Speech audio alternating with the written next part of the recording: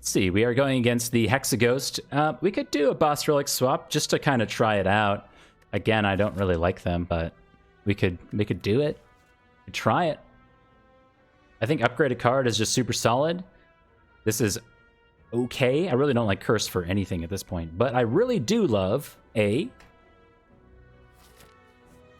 right, so the next round, I think we'll run it back on the Silent.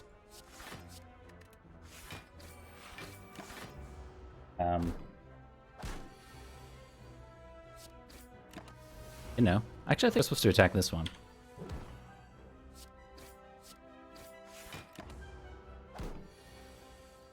Good Burbs for swap. Sure. I will take a card. And I will take a pain. Yes. Warp Tongs, floor 2, and we can remove pain immediately. Love it, even though we really need this gold to buy cards. I'll take the upgrades, I suppose. Going a little fast and furious already, I can tell.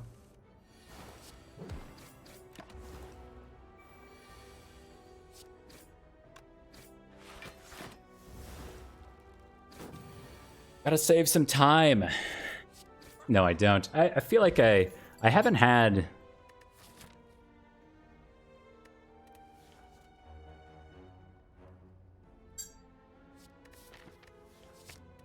Don't really want that, but we need to take things. I haven't had a lot of videos or wins to put on the YouTube recently. On the YouTube, I feel like a grandpa. But I am looking to get some more videos up on there.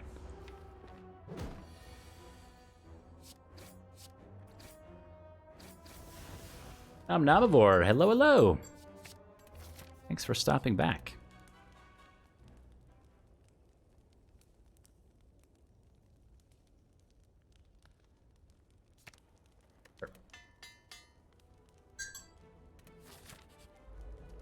It is one Gremlin Knob. That's not very good. We need Warp Tongs to hit our strikes here pretty badly.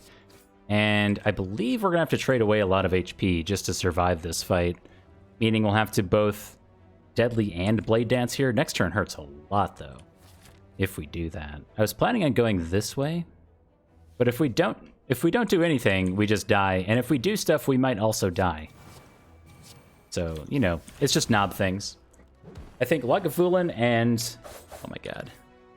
Yeah, Lagavulin and Tri-Centuries we were set up pretty well against, but this guy in particular... is what it is. Regal Pillow and a leg sweep. Yeah. I'm still going to try to go this way. We need relics. We need relics, we need cardboard screens.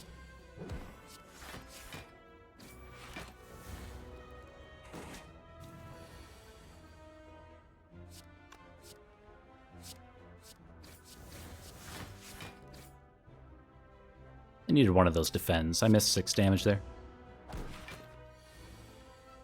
This is a very good Busted Crown start, yeah. Surprising. Of the things that we've taken, I probably would not have taken the Blade Dance, but everything else is pretty okay. If anything, the Busted Crown so far has stopped us from being able to deal with Gremlin Knob well, because we would have taken a lot of other things over, say, Deadly Poison and Blade Dance. I'm going to pass on the Bane.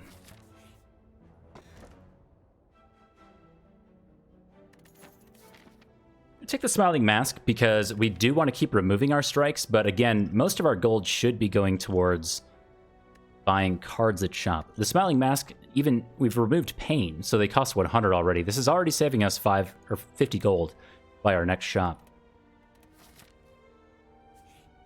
Ah.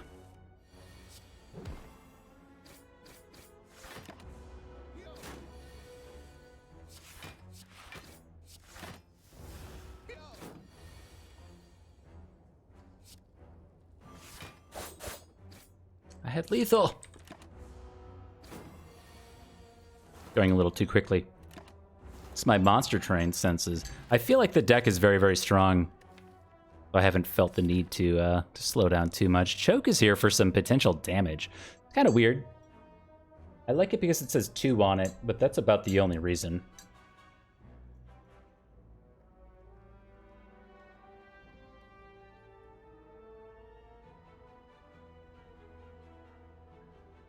Does kind of pair well with like Blade Dance. You can try it.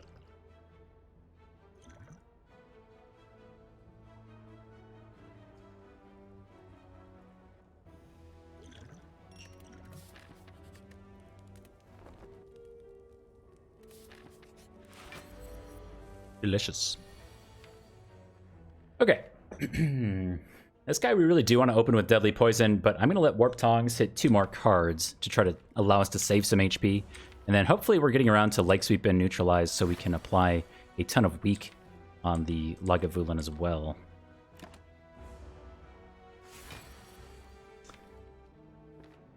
Okay.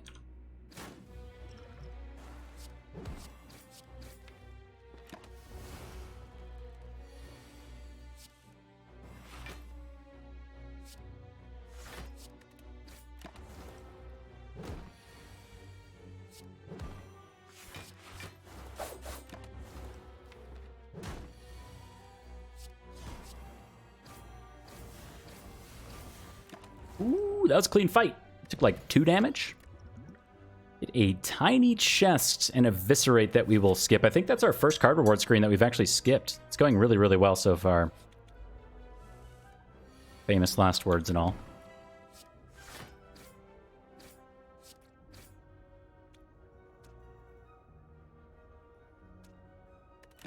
We can afford to trade away some HP. I was thinking about this cutting potion, but we won't do that.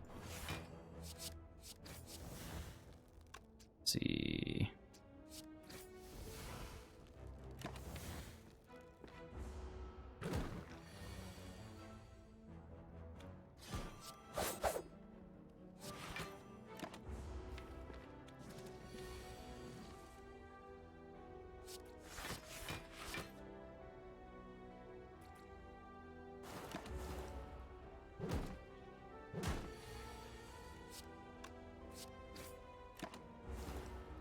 Another good fight. No potion? I'm okay with that, because I like the 2 that we have for now. Cutting potion's going to help us out a lot here, especially if it's like a second Gremlin Knob. It's not. Still okay here. We'll hang on to it until we draw into Choke, maybe? Yeah, Choke definitely, right? Because we can actually remove this artifact here.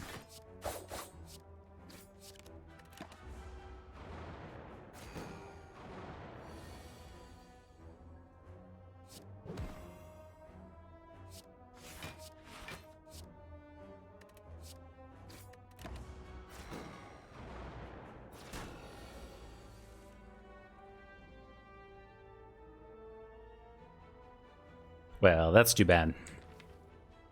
I think that Neutralize... No, I wanted to save the HP. I was going to say Neutralize maybe could have gone here. Because now, this is just kind of a waste.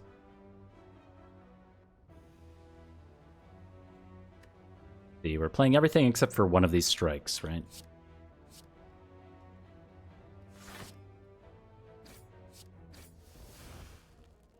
Oh, no.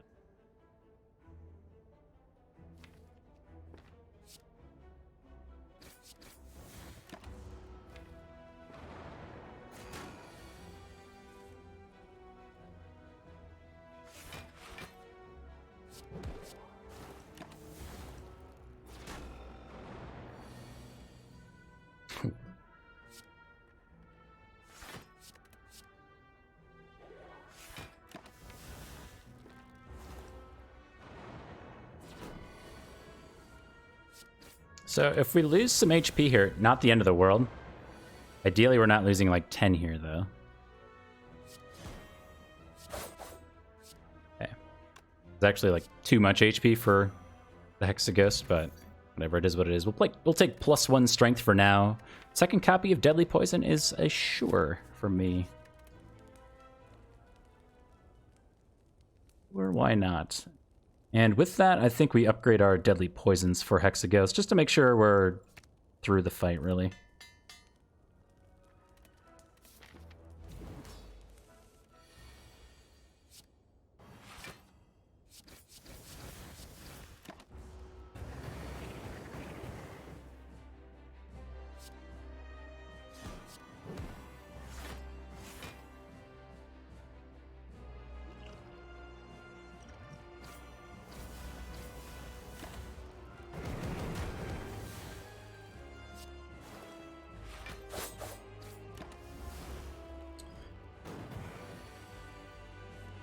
I feel like most of the rest of this fight should play itself. It's not to say that we're through it for sure, but not too many decisions to make.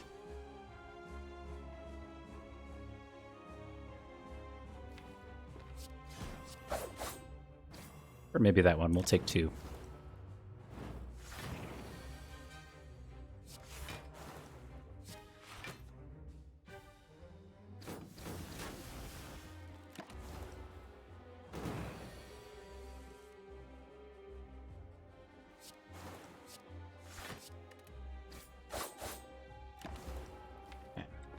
Just don't draw a ton of burns, please. Good. Good, good.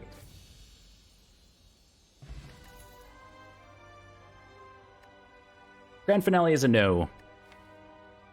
We won't be able to get the deck manipulation that we need to really make Grand Finale work. So we're going to pass on it for now. Ah, Snecko Eye is here. That's kind of cute. As well as the calling bell with the Duvu doll.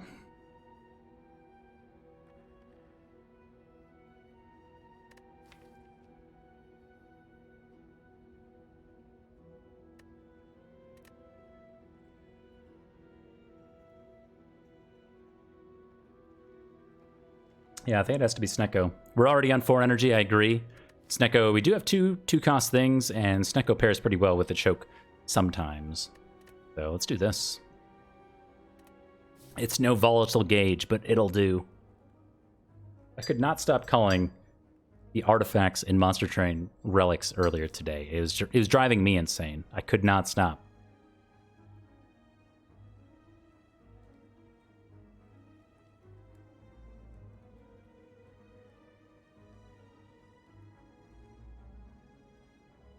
Wow, this is a one elite act if I've ever seen one. If we want more than one elite, we have to go to the left, and it's a linear path through 3 elites in a row, the middle one being an empowered elite. I don't think we do that. Instead, we'll go like this way and make some decisions like here, maybe, yeah, like here-ish.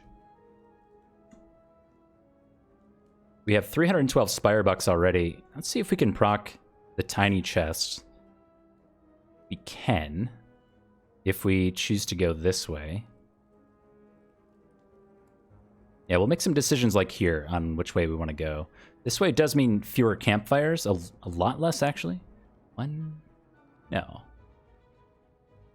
No, and we can proc it here actually, but then no shops. Okay, we'll make decisions here. We don't need to make that decision right now. I mean, I'm with you. Wow, that's a nice hand. I'm with you. It's just confusing for me, trying to swap back and forth between the two.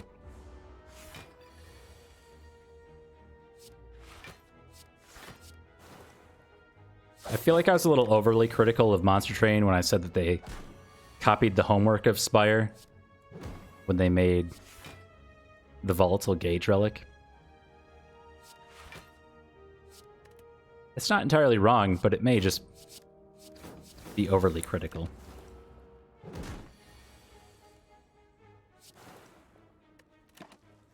Ooh, that's good.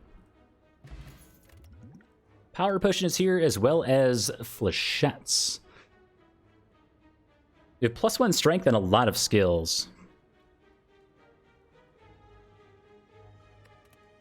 And Snecko for extra draw. Sure. Absolutely. Choose one of 20 cards. This is going to be the best card screen that we see all game long. The library. Now, keeping in mind that we have Snecko here, I think a second copy of Leg Sweep is pretty fantastic. It says 2 on it. It says weak on it. Our boss, the Collector.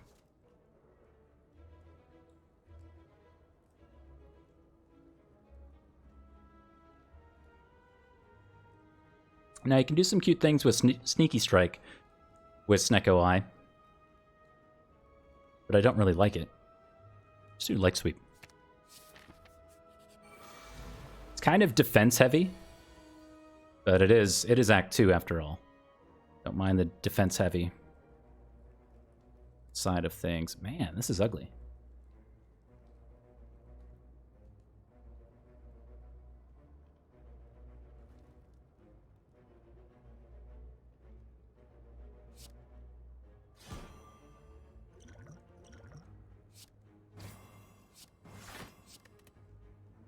Okay.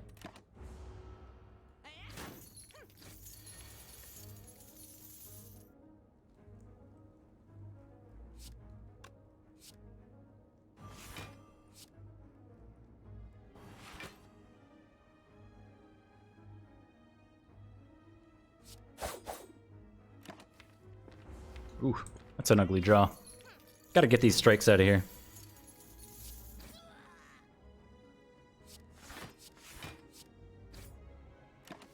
I should have like 2 more turns to kill this guy. I need to find our poison.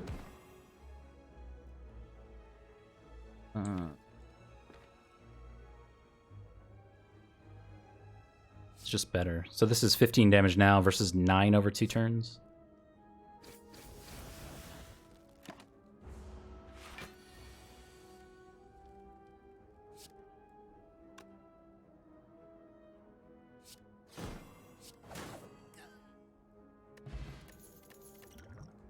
A cultist potion for our troubles. We're not going to take a 0 energy deflect with the Snecko Eye right now.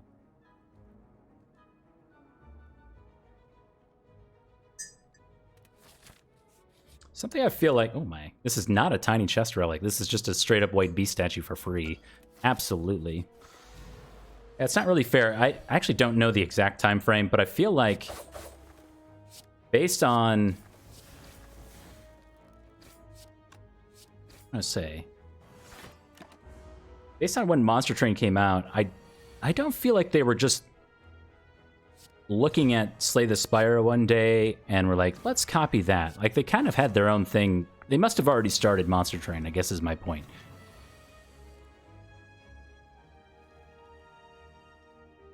So to just say that they copied their homework isn't really fair. We have White Beast statue. I'm gonna do this, I guess. Does not help.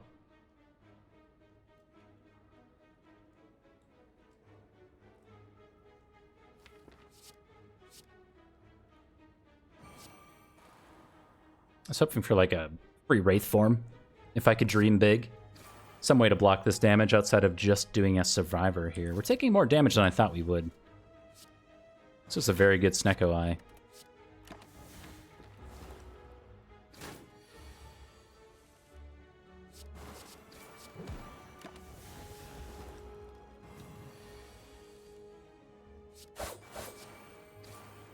Got him.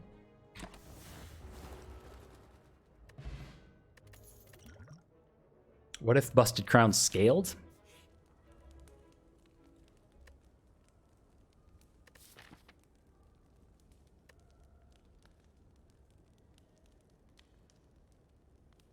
Think about that. What if Busted Crown scaled? Holy. Holy.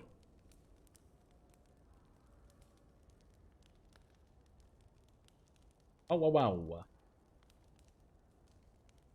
Red Beardy McGee, that's a whole lot of friends you're coming in with. Holy moly. Red Beardy stick things, absolutely. Thank you very much, my friend. And thanks everybody for stopping by from Red Beardy's channel. And what I think may have been Baylor's channel before that. Maybe. I'm working on doing the emote combo that I love the most. Welcome in, everybody. We're just getting started for this evening. I'm working on my emote spam. There it is. Hey Hasp. Fun hanging out with all of you earlier today in Redbeardy's channel for the freest dead branch silent win that I've ever seen.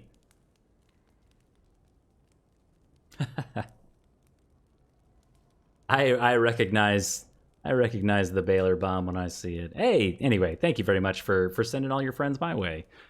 And thanks everybody for being here. This is the first run of the evening. I did stream for some 4 or 5 hours earlier today, so my voice is a little tired already. We did Monster Train this morning, got through Covenant 17, 18, and now we're on 19. So that was a lot of fun. And then we're back now. Been live for about 45 minutes or so, playing some Slay the Spire. This is the first run of the evening. So we did a boss relic swap into Busted Crown, and the crown is broken, but it is not, all is not lost, I guess. We also got a Snecko Eye after beating Hexaghost, and we have 2 leg sweeps, a choke, and some poisony things, and we just picked up this Fletchetti's. Love to see it. So it's okay. You know, it's kind of a good stuff deck right now, which was my favorite kind of like Magic the Gathering style deck when we were doing drafts. You know, you just like, what does the deck do? It's like, I don't know, it's just a bunch of good cards. You know, it's not really doing anything, it's just kind of good stuff. So we have a good stuff deck. Choke pairs sometimes with our Blade Dance and stuff. I don't know, you can kind of see what we got. We got a floor 2 Warp Tongs, which was really nice, but since then, Regal Pillow, Smiling Mask, Tiny Chest, Duvu Doll, kind of mediocre relics through here, but we just got a White Beast statue for free down here, or here, I don't remember. I think it was here. So pretty all right.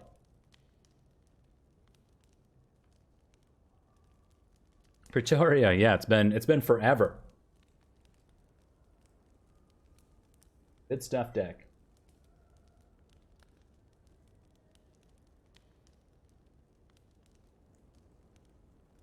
So we'll see how it goes. Right now, we are...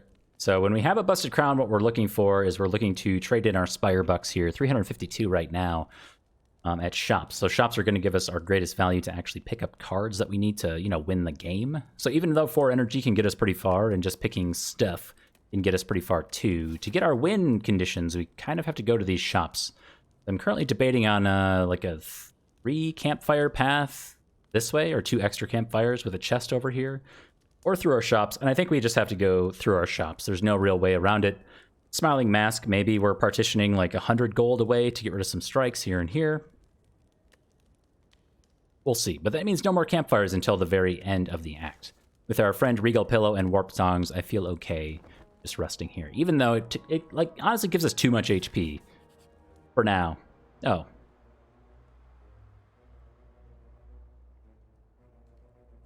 Apparitions.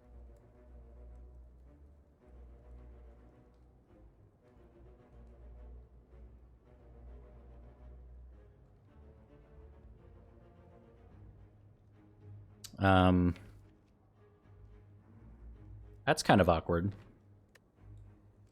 Now, had we upgraded a card instead, this would be pretty okay. I feel weird about this. This costs us a lot of HP to take right now. And we're going to be drawing them all very quickly and maybe not being able to play them. And we have like 2 leg sweeps in here already, so our defense is good. The mug? Yeah, the mug.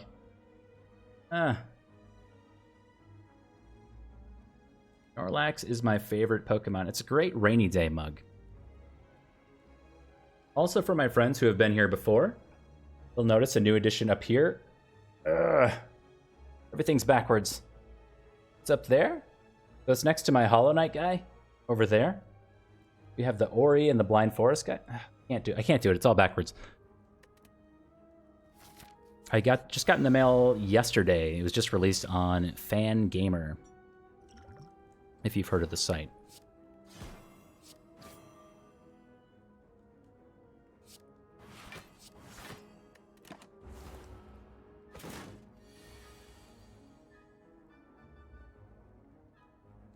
You have a Munchlax figure. Cute.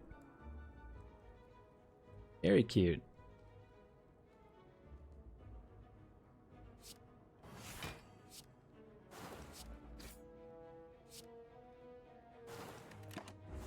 Does Snecko come into consideration? I'm not sure. what the question was in regards to. In consideration for the apparitions, maybe? Sure. I think it does, but it does in the fact right now that we can't... The path that I was going down this way doesn't have campfires to upgrade the apparitions, so we'd be taking a lot of damage, and we would be losing the apparitions much more quickly. We want to be drawing them... You know, if we can't upgrade them, we want to be drawing them very slowly over time. This draw is terrible.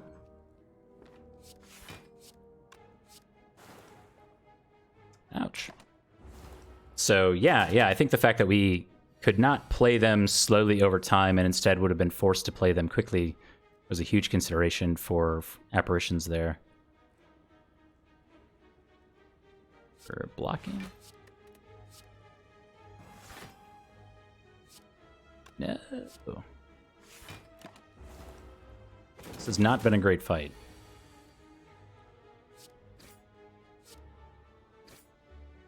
Okay. Back to a great amount of HP for apparitions, though.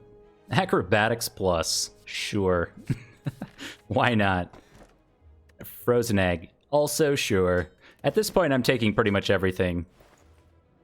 Toxic egg? Huh.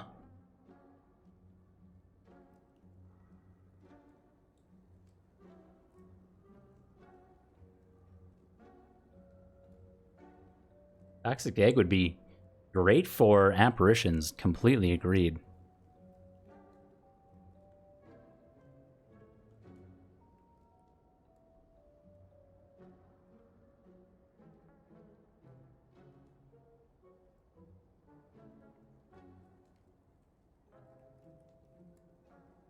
I did just refuse apparitions, yes. That is the joke. And our next event room is a treasure chest anyway. I kind of feel like the toxic egg opportunity cost, it's just too expensive here. We have warp tongs and we can upgrade cards elsewhere. It's just way too expensive right now. I would rather remove 2 cards and be able to buy something more impactful here than take the toxic egg now.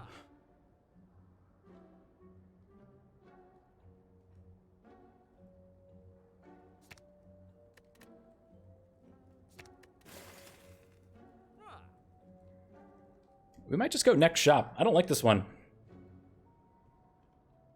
Calculated Gamble's okay. I don't know if I want to buy it, though. It'd be great with Snecko Eye.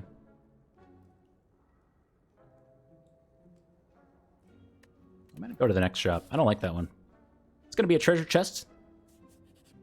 Ooh, that's a good one. It's a bad one. Okay. Matryoshka. So, we have to consider the likelihood that we go through 4 event rooms in the next act. I believe that is very, very, very low odds, considering we have to go through our Emerald Key Piece path, whatever that may be. But I do not think that we take Matryoshka here. We may come to regret it, but I don't think we will. This is basically giving us 1 extra relic the next time we see a chest. If we happen to see a chest in a random event room, we'll wish we had Matryoshka, though. It's possible. Unlikely, but it's possible.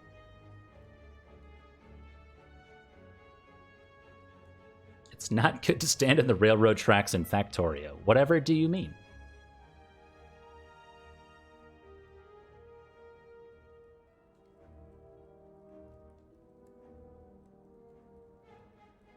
It's possible. I think at worst we just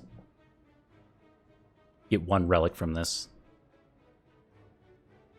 I think this is fine. Haha. You fool. That's my secret. I'm always confused.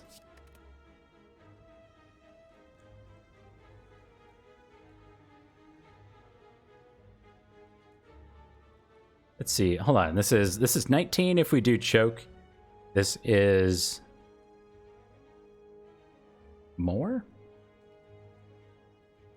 Can I do this math?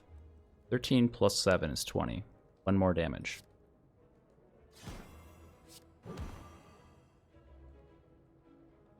We can use this attack potion freely here since we're going to need another one from White Beast Statue anyway.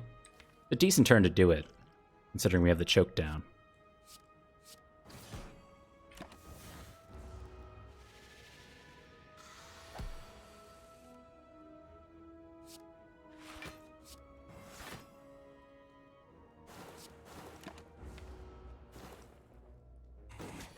If you could choose the relic that gets rid of it. Yeah, completely agreed. I feel like there's some reason why they can't do that. Something about like spaghetti code or I don't know. Spaghetti code's a bit over the top. There must be a reason. Good fight. A strength potion in return and a third copy of Leg Sweep? Okay. Why not? Sweep the leg. Yo! Rare Wheel is here to show us one extra card per normal combat. Interesting.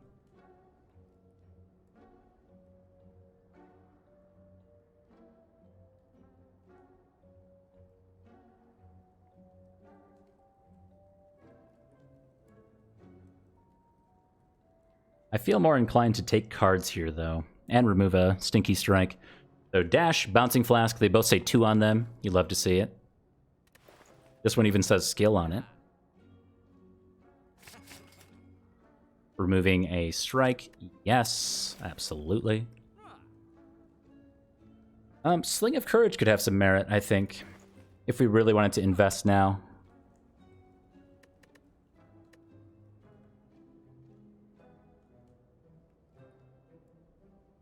As well as this Blur with 3 copies of Leg Sweep and a Dash in here.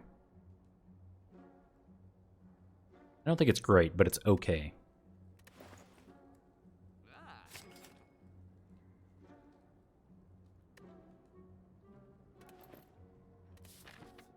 The 2 powers that we saw from the shops, first Infinite Blades and then Accuracy, so maybe mistakes were made.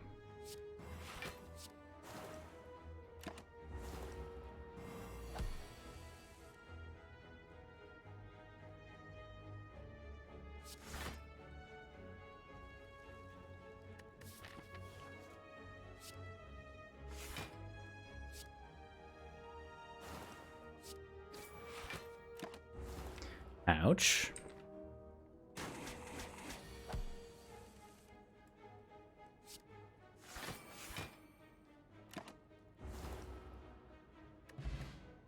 No relic. Oh my goodness. This one says plus on it. We didn't even need to buy the toxic egg. Bouncing egg plus. Yes. Whew. Weak potion feels low value with all these leg sweeps. Skip that. I'm gonna rest again because I'm scared. Collector scares me more than most bosses. We're gonna go ahead and do the cultist potion right away. Maybe both potions actually. Let's get strong. Overkill? Maybe.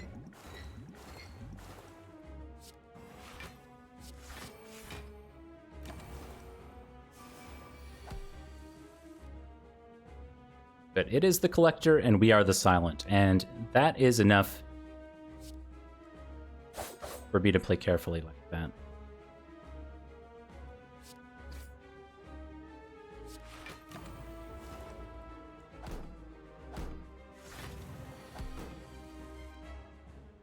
Ooh, this is a nice acrobatics. We actually don't shuffle the deck here, so we're free to do this right away.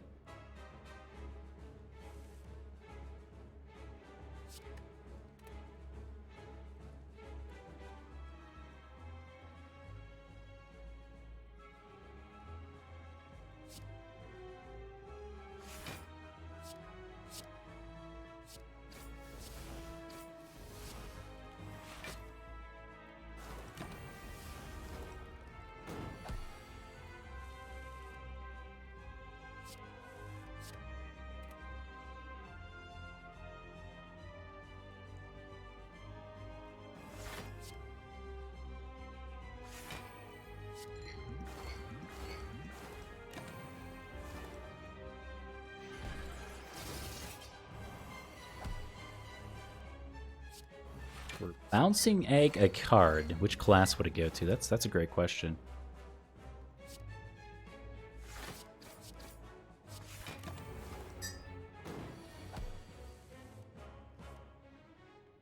That's the fight. Sweet.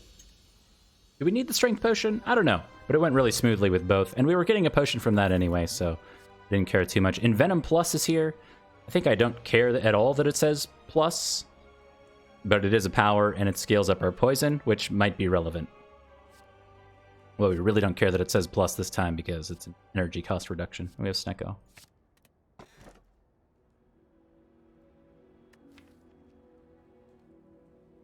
Well. Pandora's Box. You don't say. We have a lot of cards that say block outside of our defense. Strikes are stinky. Astro is better here? I'm not sure that it is.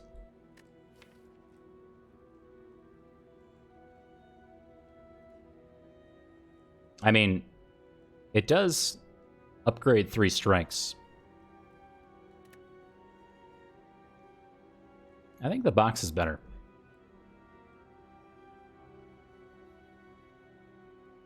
Wraith forms upgraded? Oh, don't even taunt me with the like 3 Wraith forms that we're gonna get from this Pandora's box.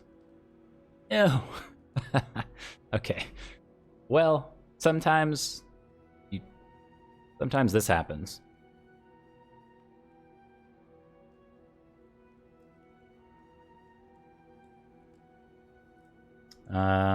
Yeah. Infinite Blades being innate is actively bad. We do have Envenom with Riddle with Holes. And one of our defends upgraded to say draw 2 cards, so that's something. Our strikes... Wait, let's think about it this way. Let's take a step back. I'm going to say that this is a low roll on Pandora's box, but let's look at this for a second. We traded in 3 strikes. 6 damage strike, 6 damage strike, 6 damage strike. We traded in 5 defends. Defend that says draw 2 cards. Defend that is 1 less block, but 4 more the next turn. And then we lost some defends here. So all in all, even though I would say that this is a low roll on Pandora's box, it's not very good. If you consider what we traded for these cards, we gained quite a lot. It's better. Without a doubt. Is it what we wanted? Absolutely not. But is it better? Absolutely. It does not help us win the game, though. All right, so we have an important goal for this act, and we can actually do it. We can proc the tiny chest with Matryoshka pretty easily. Our empowered elite is here, and we have a whole lot of events to go through. We can start over here. You take 2 combats into 2 events. Actually, we could go like this, too. Okay, anyway, 2 combats into maybe 3 events total. We get 2 elites, and then our 4th event is either here or here. I'd prefer to go to this one, so maybe we can get 3 elites out of this act, but we'll see how these first few combats go. We may also want to take this shop here to, again, remove something. Maybe Infinite Blades. But Tiny Chest plus Matryoshka, we're going to get great value from. And importantly, with Tiny Chest, this is one of the few great uses for Tiny Chest when you're doing heart runs. If we want the relic, say from here, that would cost us Sapphire Key, we can take it, knowing that this is going to be a treasure chest room from Tiny Chest, and then take our Sapphire Key here. So say this is like a paper crane or something like that, we can take it, knowing that we'll get a relic later. It's about the nicest thing that I can say about Tiny Chest. It has a use. Hooray.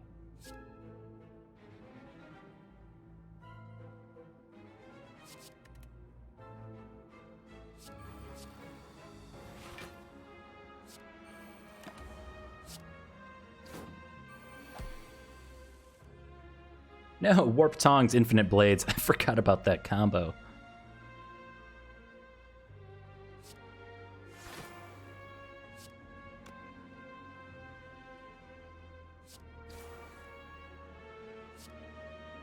I even called it a combo, which felt dirty as I was saying it.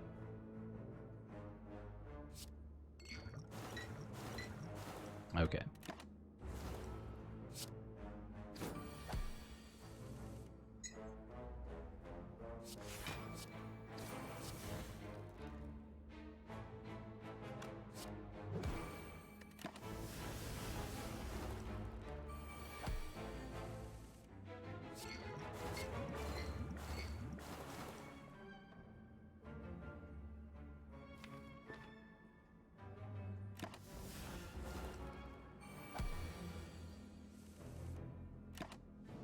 Cool. Fire Potion is here. Skewer is also here. It's okay. 11 damage X times, because we have +1 strength here. It's not great. Rocks with Envenom sometimes. I'd say not great, but okay. I'd say it's okay enough. If it did not say plus on it, I would not have taken it. Oh my.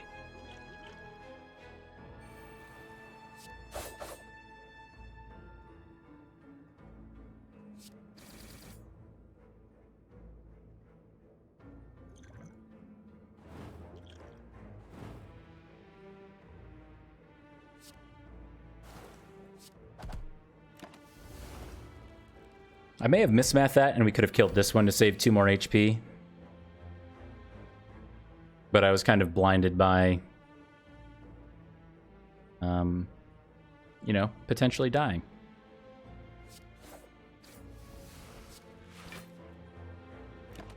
Got him.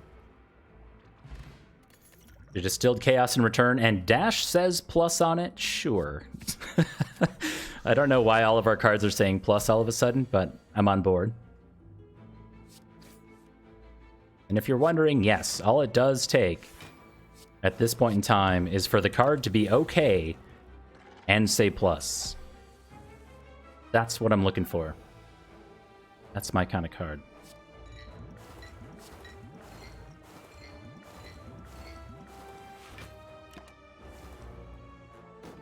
Yeah, more Fall Guys. What? Am I in the Fall Guys category right now?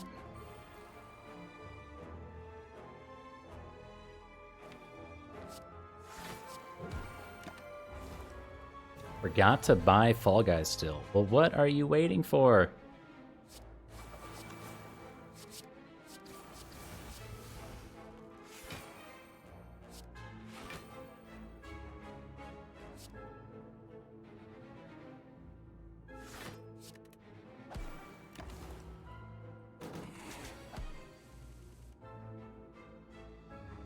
Fall Guys is a $5 game that costs $20. Well...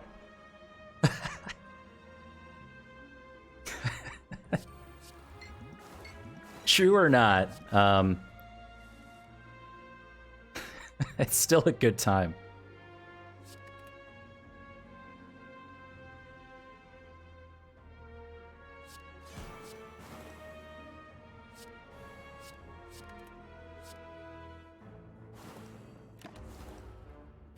Plus, this isn't a Fall Guys stream, but I'm telling you that Season 2 Fall Guys looks pretty sweet.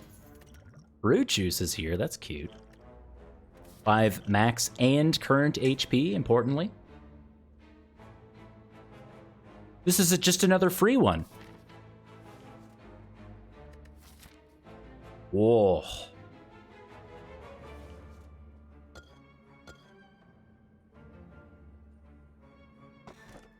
Oh. Now that's a good relic.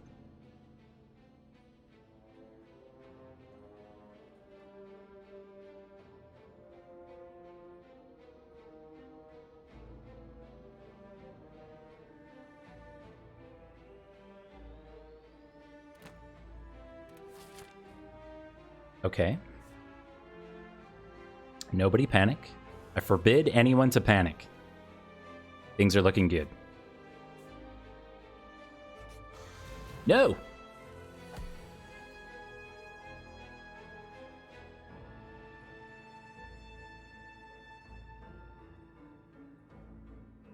Okay. Things are fine.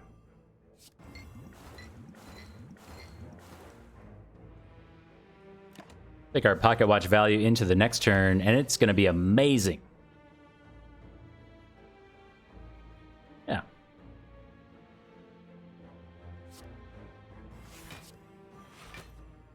We're taking 25, so we're full blocking right now. Carry 5 over to next turn, or do damage? Carry 5 in pocket watch. You panic now? No. Not yet.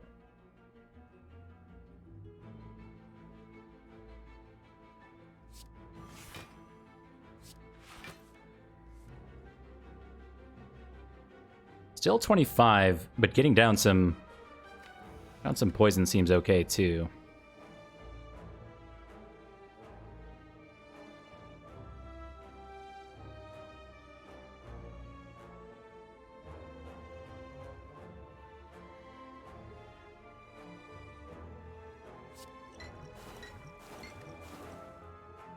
Or take pocket watch value over playing Survivor here.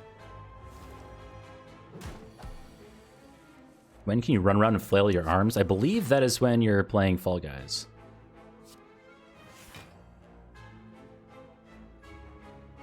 That is the appropriate time to do that.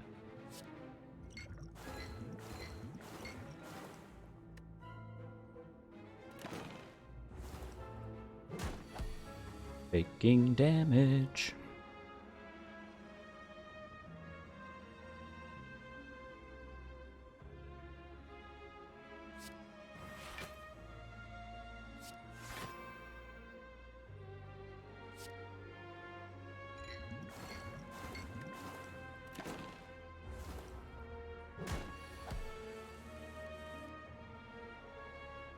Anyway, I think Fall Guys is a swell time, and what I'll say in its defense, not that it needs defending, but it's been a while since we've had a really good party game come out.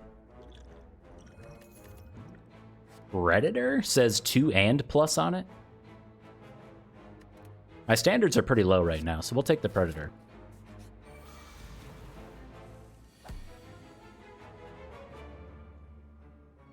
Great reason to break pocket watch is Predator.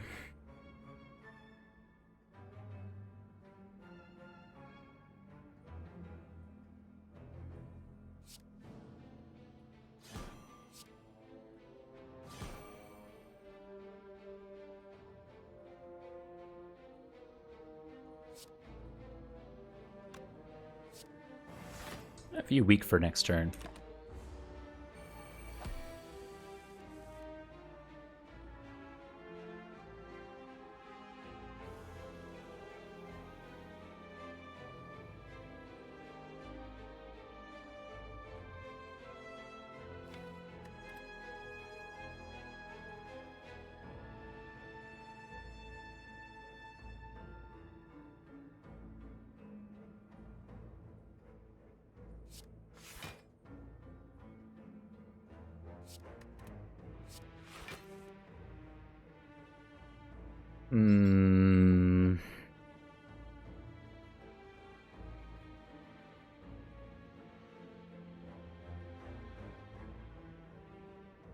So if we break pocket watch, next turn is somewhat spooky, but we have this distilled chaos, which pseudo doesn't unbreaks pocket watch, kind of, in a sense.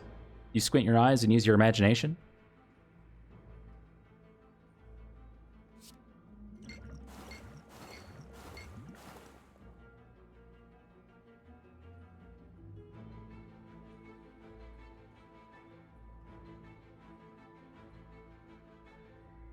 So they both have 3. This is 18. You're missing 4. So we could dash neutralize to kill one of these guys.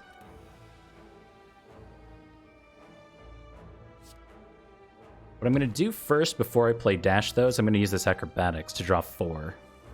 Just to see what we get, in case my mind has changed. Yeah, I mean, Dagger Spray is a decent reason to change my mind. 16 damage to all, so that kills you, and then we can throw a 1 energy skewer onto this dagger here.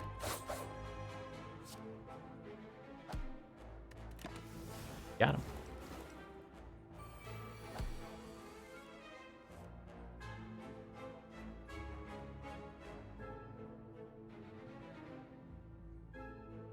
Yeah, above Ascension 18, the Reptomancer starts summoning 2 daggers. That is when you run into the infamous turn 200 or so damage stuff. Nonsense. It can be especially cruel. Oh, okay. Sure.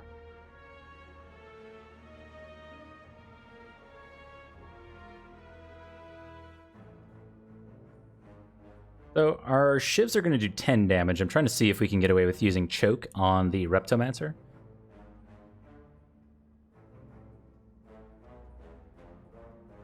With Envenom, that goes to 12. I don't think so. I think this has to go here, which feels like a waste.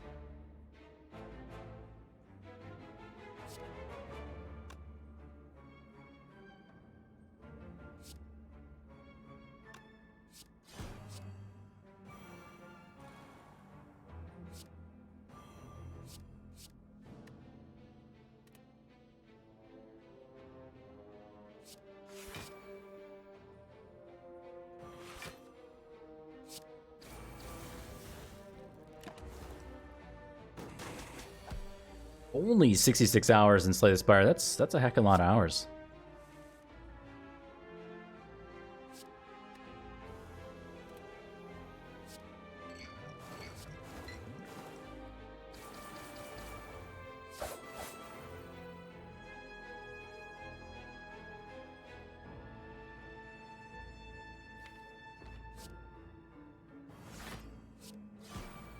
So this fight's going pretty well for a Reptomancer fight. I was hoping it would go better than this, though. We have a lot of block cards in here, and this Warp Tongs is just... I don't know. It's good. We have too many cards that need to be upgraded, though, maybe.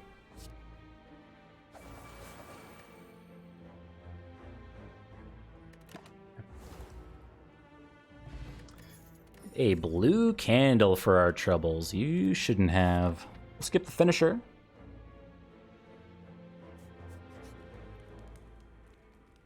I'm really scared of like turn 2 Nemesis doing 45 damage or so to us. I think it's unlikely with Pocket Watch and Snecko, but I'm scared enough to maybe Regal Pillow here.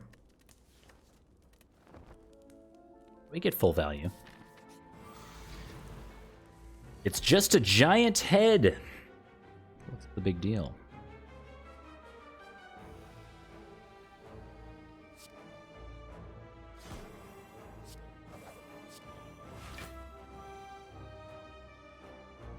I was supposed to strength potion there. That was silly. All right, I'm gonna go next turn, but I think I'm gonna use the strength potion. Kind of take the L on that. Great turn to break our Pocket Watch with the 0 energy predator in hand. Oh my goodness! It's like reverse corruption going on in here.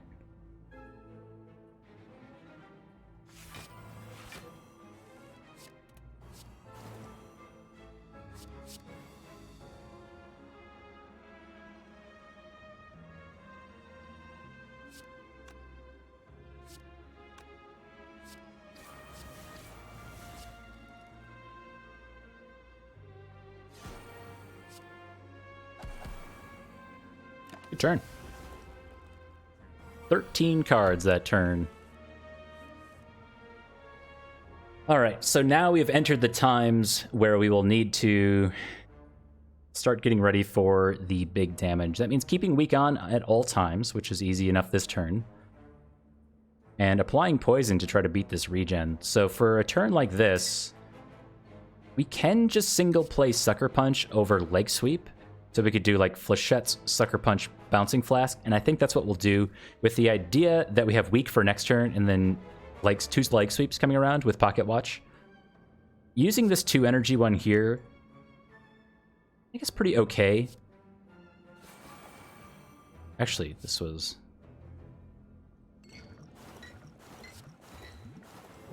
But I want to apply more damage.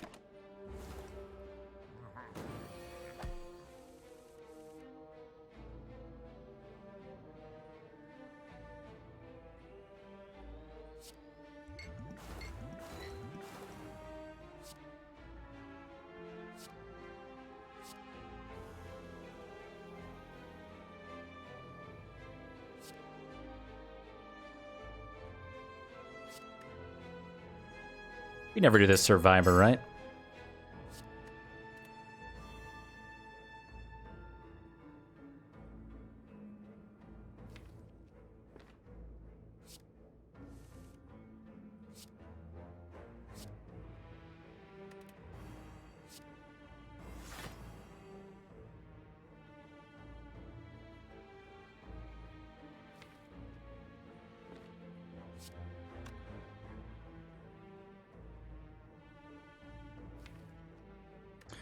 Turn next turn's pretty bad. I'm tempted to do backflip. Yeah, I think it's just backflip. And then we have a lot of damage coming in, but we get Predator down too. Which is, I think, necessary for this turn. Okay. Almost there.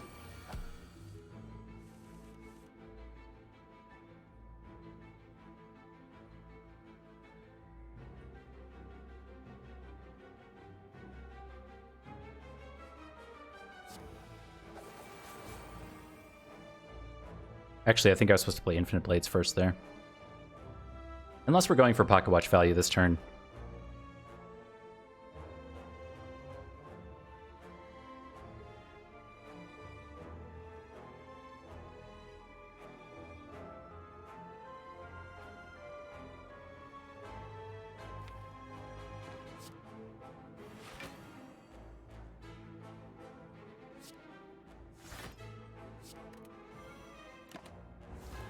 Ouch.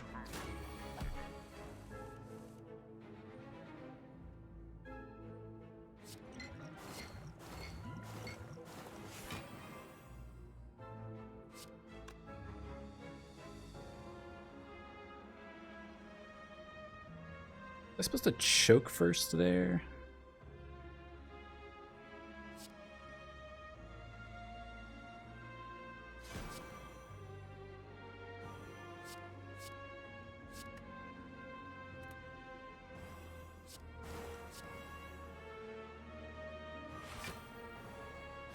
Okay, we got there. Sorry, I actually had to think my way through that fight. Ugh. 26 gold in oddly smooth stone. Very nice. Poison Stab Plus says plus on it, but we're still going to skip it anyway.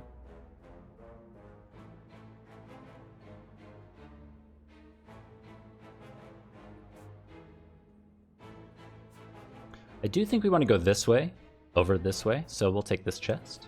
Again, this doesn't have to be our Sapphire Key because we know the tiny chest is making this a chest next floor. Ooh, it's a potion belt. We are taking a potion belt with a white beast statue. Absolutely. Eternal Feather for some free healing. Yes, yes, yes. So we took potion belts and we passed on an anchor. I love an anchor, but I love a potion belt more.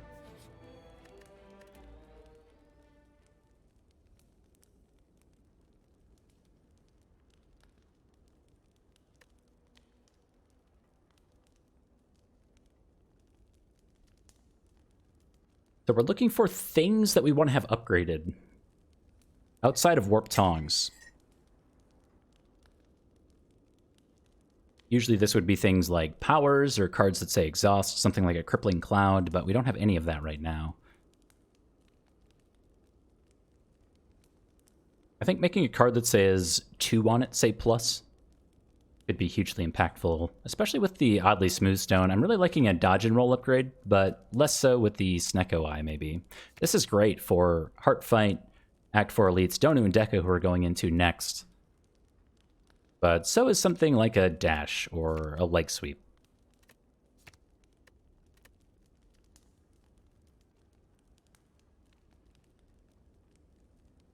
I feel like we have so many Leg Sweeps, I'm just going to do the Dash for 3 extra damage, 3 extra block. It's a very similar block value as a Leg Sweep. Blur is also very, very good.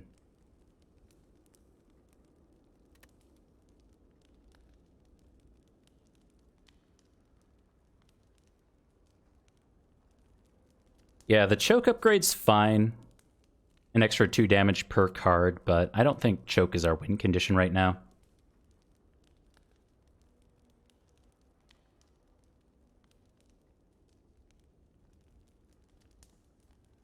Oh, I almost like this blur.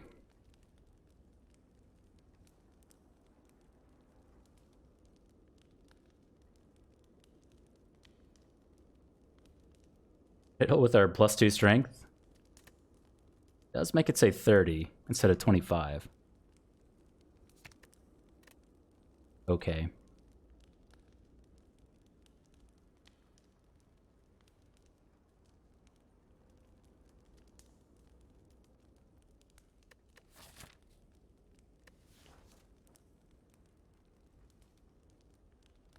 I think with like the Envenom and the 2 bouncing flasks and stuff like that, this damage is...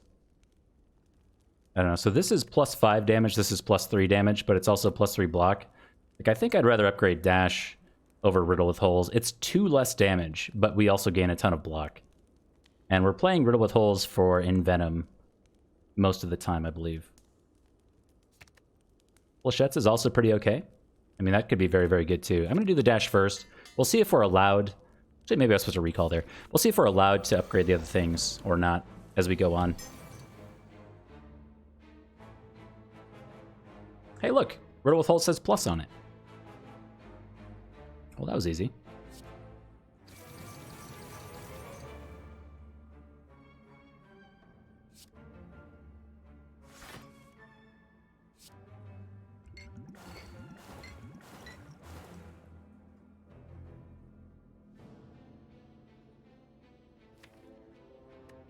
Pocket Watch for weak could be hugely impactful.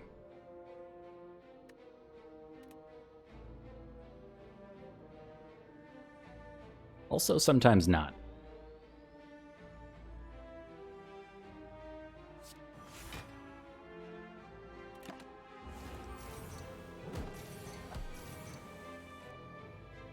Oof.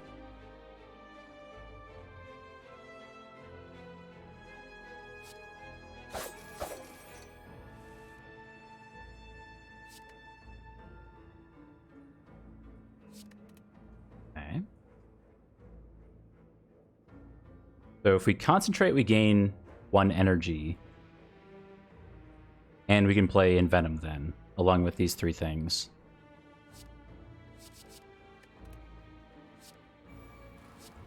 Okay.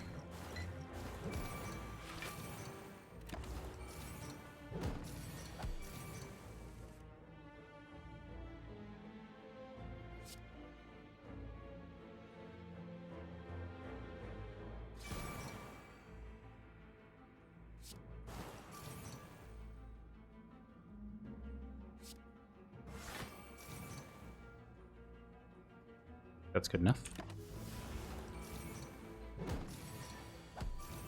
You can see right when the weak wears off for the silent, this fight gets that much more spooky. So I've been trying to keep the weak down as much as I can, and that's why I prioritize the weak on turn 1 over the Pocket Watch on turn 1. As soon as that drops off, we have problems. Now, we do have the Envenom and 28 poison on there, so the poison or the problems aren't as big as maybe they appear, but gotta keep that weak on.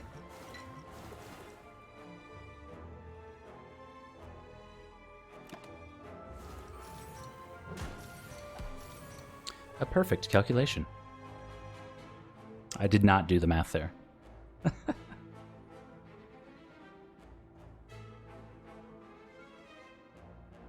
How do I like the meta advantage cards? Well, I've talked about them in regards to the Silent. So the Silent's my favorite character, and I often complain that the Silent doesn't have a meta progression card. And then somebody says, but what about Alchemize? And then I say, but come on, not really. It doesn't progress. Like, yes, the potions are hugely impactful, but it's not the same as like upgrading your whole deck with Lesson Learned. Like, you see a Watcher win screen and everything is upgraded except for one thing, and you're like, oh, okay. You know, like, it's kind of crazy.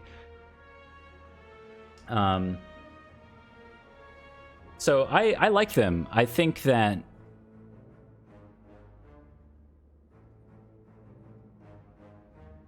they're good, and I think they're important. I really like the idea of, like, on the defect, and what they do to the run really changes a lot of things.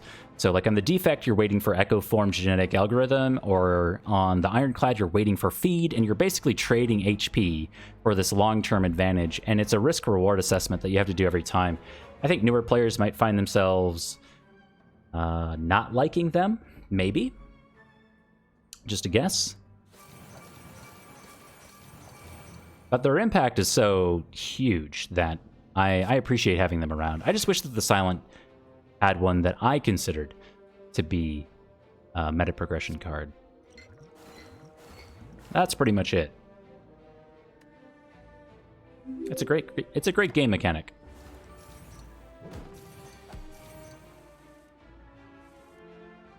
Reaper and Bite, yeah. Anything that...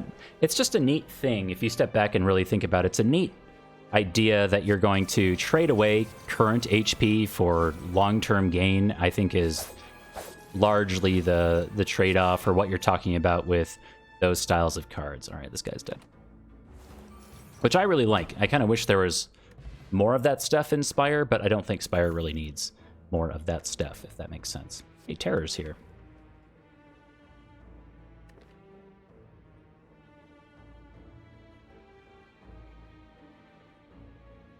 Well, the defect has genetic algorithm. What would I give the Silent? I don't know if I have a perfect answer for you, but the answer would be something to enable her other kits.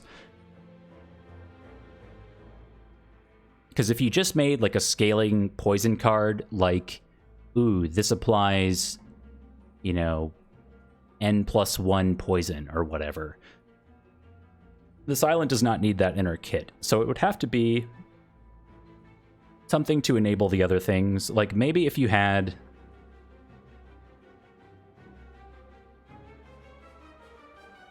I'm trying to think of like a discard thing, because the Silent's discard kit is so cool.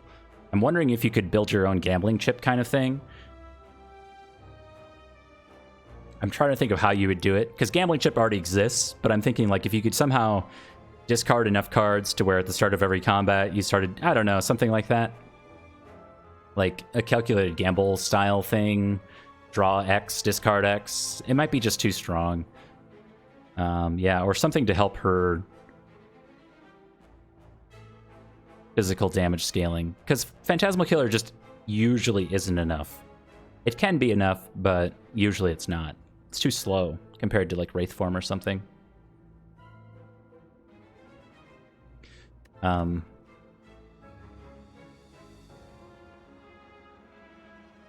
Or maybe you would need a card like a Riddle with Holes style card, but the number of times it does damage increases, but the base damage is really weak. I don't know. I'd have to think about it for a while.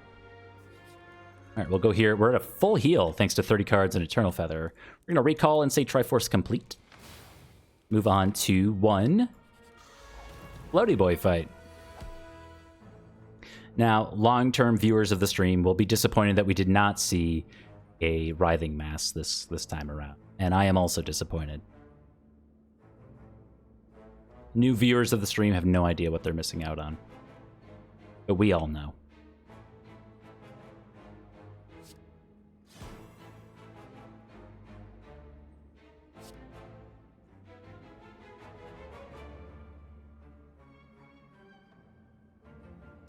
How do I do this?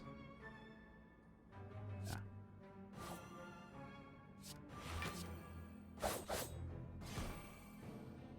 Now that's a lot of damage. Really wanted some multi-bollular action? Somebody was here Monday.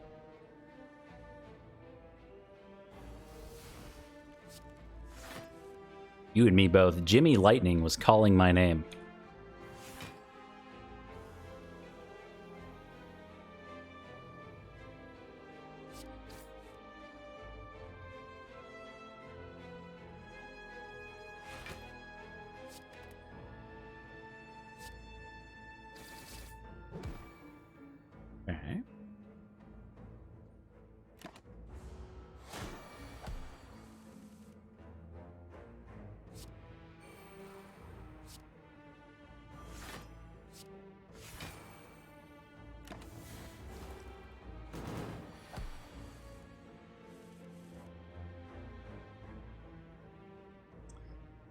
Our really good turns keep happening to be the intangible turns. Fortunately, though, this says 14 block on it. You can just go 1, 2, 3. Imagine bouncing flasking. See, this is the problem, though, is that like all of the really good things are always just going to be poison variants, because you can come up with one. That's been my meta progression suggestion or new card that the Watcher needs. And this is a strange word when you're talking about the Watcher and cards that she needs. There's not much, but it just needs like a bouncing flask equivalent to pressure points, so you can remove artifact from enemies more quickly. And I think the pressure points thing would be much more viable. Again, not that the class needs help.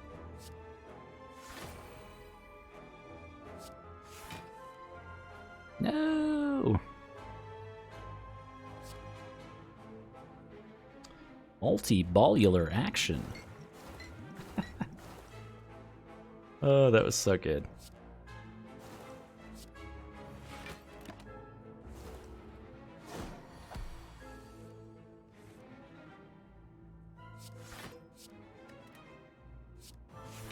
Classic Jimmy Lightning.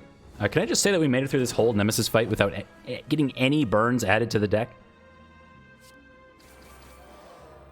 That's crazy. Sundial is here. Okay. Ancient Potion and a Glass Knife? I don't think we need Glass Knife. We only have one rare card in the entire deck. Now, 505 Spire bucks. This shop that we have coming up better be good.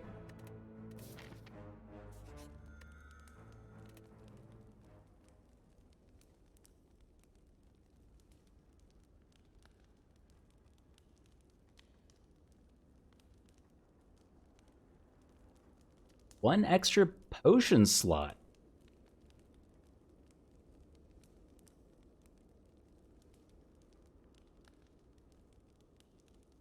It would be nice if there was something other than the specimen for rare relics. I do like the specimen, but Corpse Explosion already exists, and so the specimen functions in a similar fashion as Corpse Explosion, and it also gets eaten by artifact. So I like the specimen. I'm glad that it exists, but I really think that so. I've said this a lot, but if you haven't been here before, my number one change that I would make to the Silent is that I would make Tools of the Trade upgrade to be innate. And then that enables almost the entire discard kit. In addition, I would make it so Reflex and Tactician, any unplayable cards, can be played for a menial, trivial amount of damage or block or something, much like Sentinel. So those two things, those changes would start to enable the discard kit at higher ascensions, and at least make Reflex and things like that more takeable without having the other things different or changed. So like Tingsha, Tough Bandages, like Tingsha kind of sucks. It's fine. It's nice.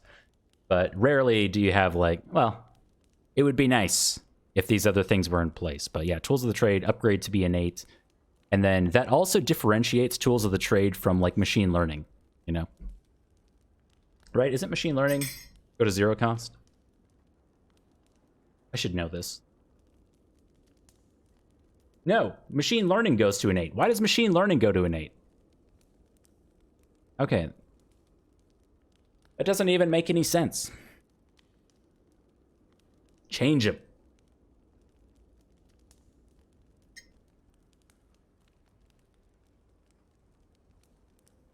Yeah, Tough Bandages should definitely not be common.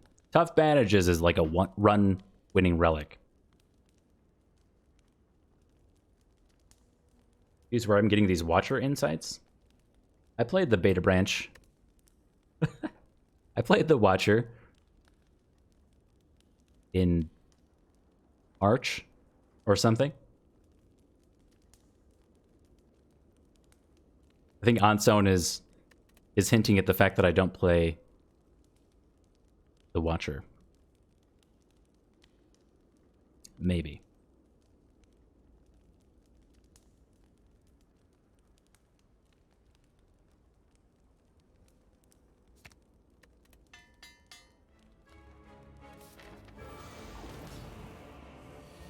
Thought Old Kite was better. I don't think I agree with you there.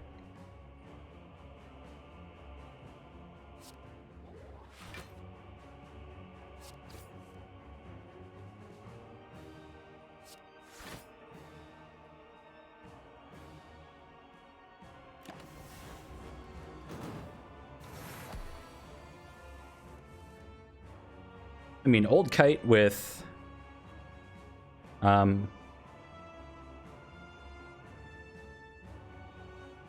a boss relic swap into old kite was so bad.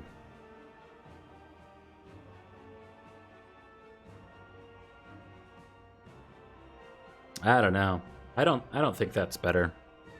Old kite would be better only if you had Ring of the Serpent instead of Ring of the Snake as your like innate relic.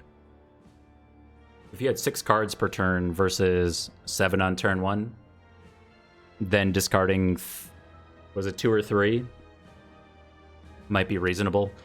And I mean, the old hovering kite at the start of the runs makes sense because you can just discard 2 things, play the other 3, but then you're wasting an energy. I don't think the old kite was better.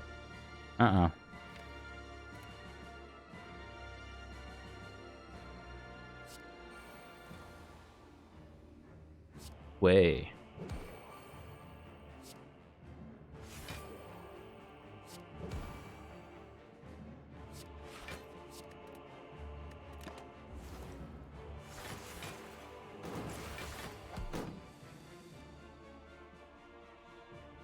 The never-ending cup is finally gone. Yeah, this turn sucks.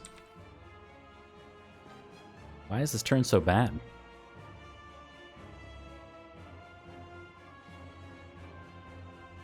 Probably because we broke Pocket Watch.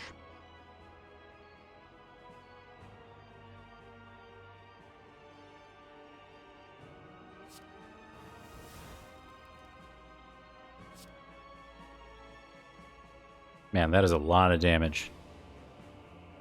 18 times 5. I can't even count that high.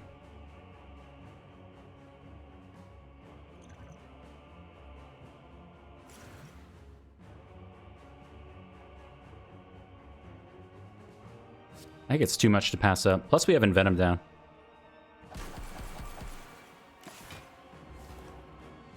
Ouch.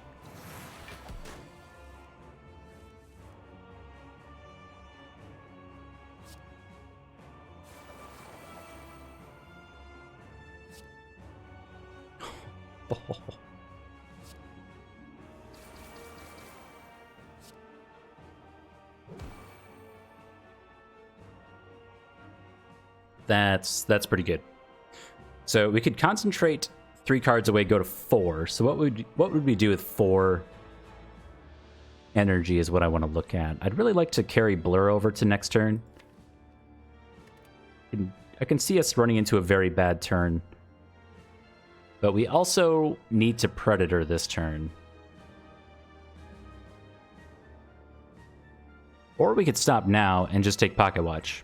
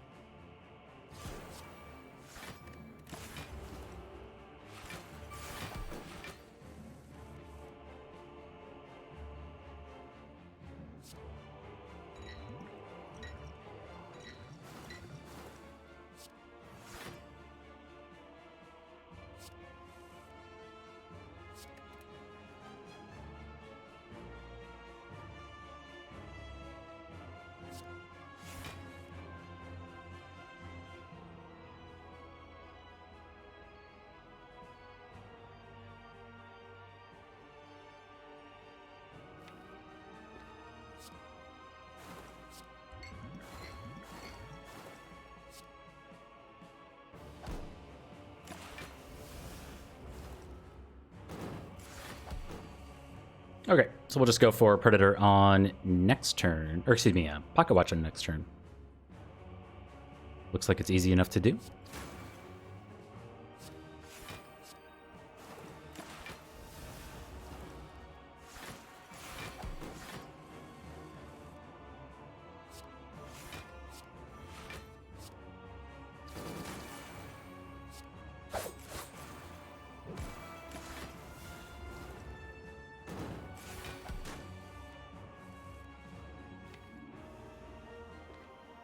Yikes. This next turn's terrible.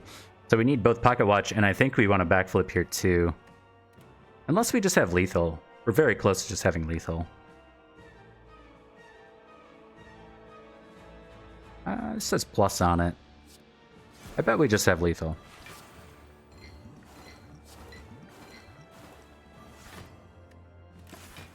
Sweet. So outside of that one bad turn, this fight went really, really smoothly. Perfectly broke Sundial. Beautiful.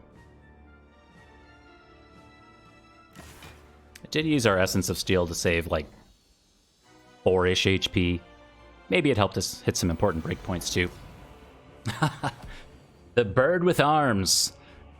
You fool. We have no powers. Well, no worthwhile powers. That's an ice cream being a boss relic? I'm pretty pleased with the boss relic pool right now. I like the changes that they made last time around. Taking Lizard Tail out, taking White Beast Statue out, and keeping Tiny House in. Even though Tiny House is kind of a meme, I often say that Tiny House is better than the skip button most of the time. And I think that's why it still exists there. So I'm okay with where we're at with the boss relics. If anything, I really wish that they would put out more information on like additional characters or some kind of like, I think everyone, whenever I've mentioned, oh, I would buy a character for this game for like $4.99 or something, everyone's like, oh yeah, you know, I would totally buy another character for this game. I wish that they would come back and put a little more effort into pursuing those avenues. Personally.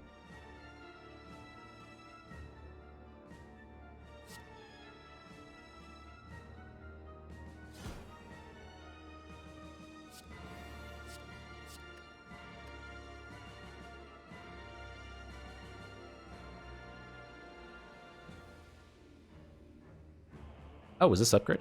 Oh. Whoops.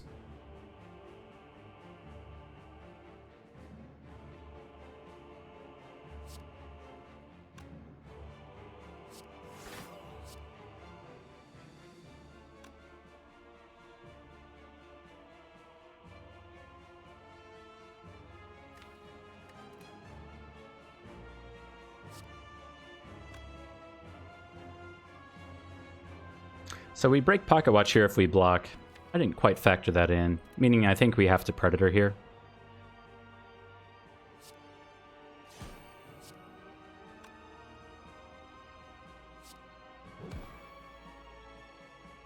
Yeah. Ouch. Okay.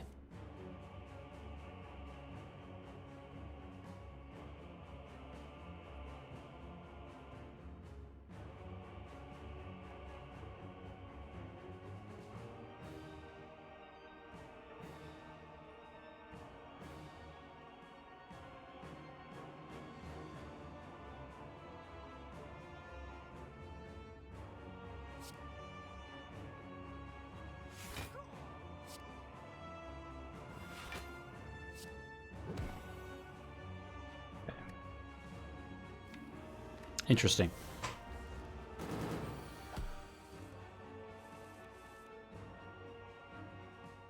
Oh. That's an interesting perspective, Baylor. I suppose. I mean, they ported out everything to the other platforms, right? So their ability to quickly and easily get it to the other ones might be a challenge. Yeah, that's a good perspective. So I am using the Terror in the first phase. The difficult part about the Bird with Arms fight is always the fact that the purpose of this fight, if you think back to Donu and Dekka, with Dekka putting dazed cards in your discard pile, the purpose of this fight is largely in phase one. They're turning all of your powers into curses, so they're injecting negative draw into your draw pile. So if you're able to get rid of things that say exhaust or something to that effect, that can help you through the first phase of the fight, because what you're doing is you're increasing your block density as much as you can. So I like using the Terror here. I think it's better in the next phase, but we'll have Envenom for next phase, and I would like to more quickly cycle around to our cards that say block on them. And I don't want to keep seeing Terror over and over again. So the fact that we keep seeing infinite blades, the fact that we keep seeing Envenom, isn't that bad with Pocket Watch Snecko, obviously. But if we didn't have that, if we were just drawing 5 cards per turn, similar to Deca, similar to Time Eater, they're putting these status cards into the deck. So we don't have status cards in phase 1 of this fight, but we do in Powers. And then in phase 2, we get Voids added to our draw pile, which again is putting status cards. So, you know, the difficulty spike of phase 2 of this fight is you get smacked for 40 some damage right away. All the weakness and stuff gets removed, and then you're getting Voids put in your draw pile. You have your powers that you still have yet to play, and your ability to both block and do damage is very, very difficult. This fight tends to be super long as a result.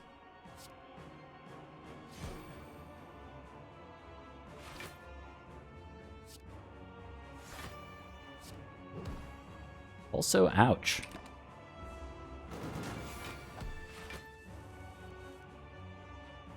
Was the no cam for plausible deniability? Wait, what?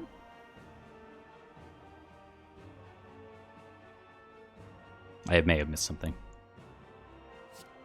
I did do a no cam Monster Train stream this morning, but it was mostly because I rolled out of bed and didn't want to get ready and look all pretty for stream.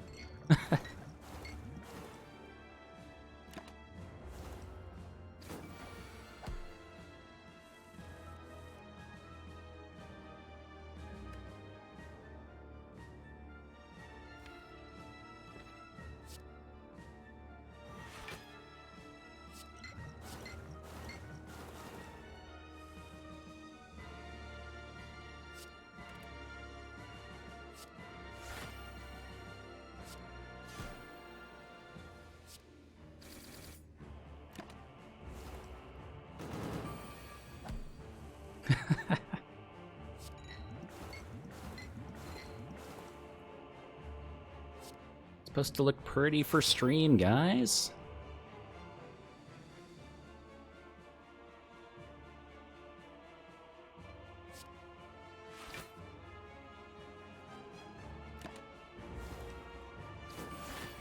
Do we know when this is coming to Android? I don't think so.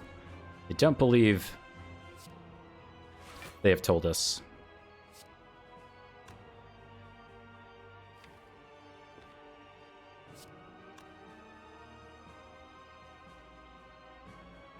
Okay.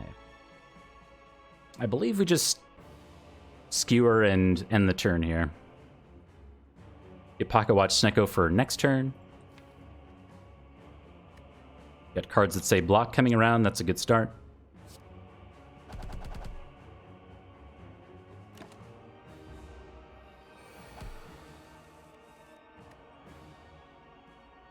$42. Okay.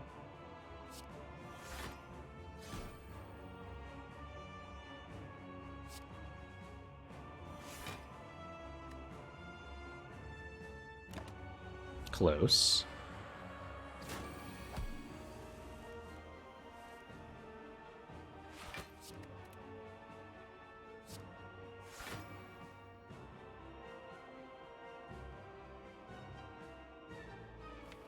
Okay, I'm gonna quick slash before Envenom here, I think.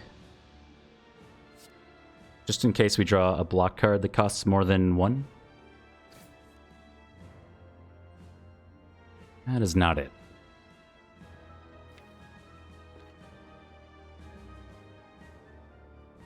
Dang.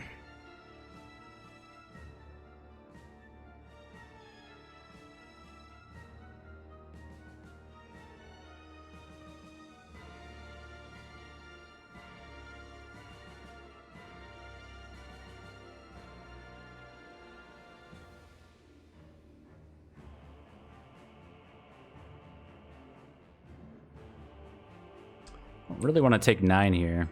If all of our leg sweeps coming around.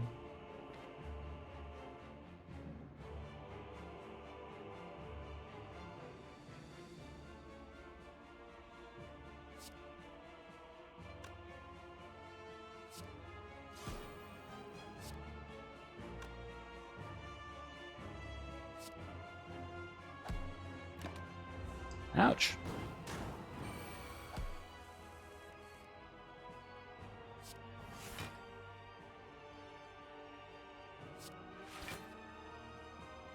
Okay, well, we are currently full blocking. We're going to keep the Pocket Watch dream alive, especially since we have this coming up as in our draw pile. I was hoping the Blur would put in more work, but we have not had a great turn for Blur to really go off.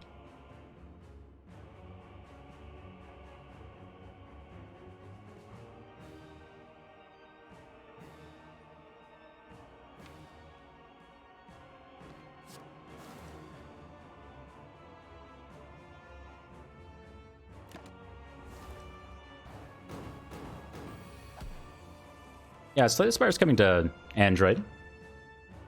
It's just taken longer for reasons that I don't fully understand.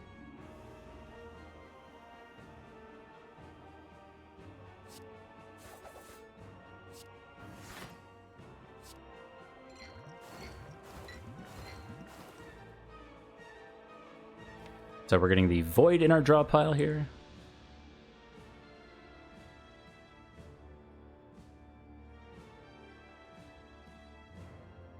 Fine. Spooky. We really need to keep drawing 10 cards per turn now. For this turn.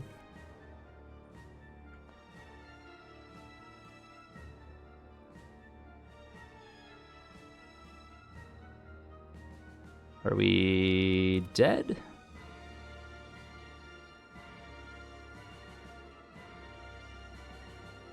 Not quite.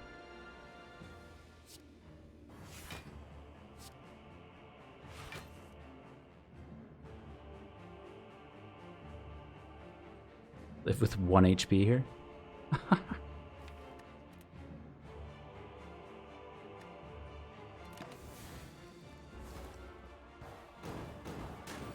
Come on, Snecko.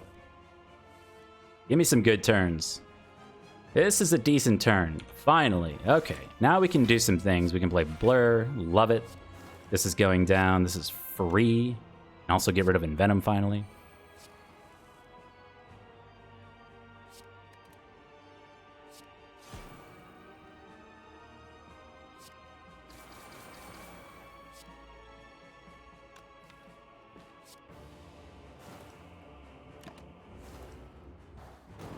Yeah, that was a great sundial too.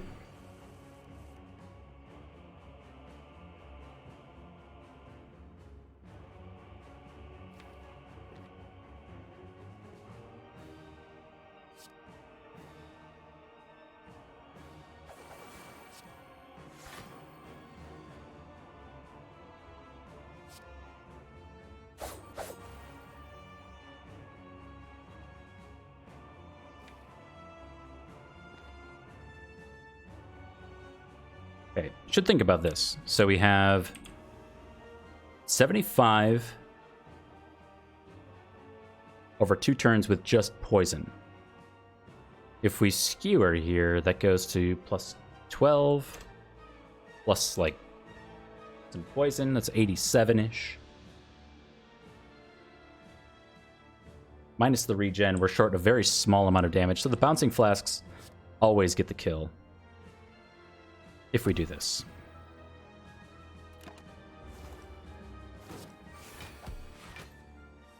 Oh yeah, and Mercury Hourglass too.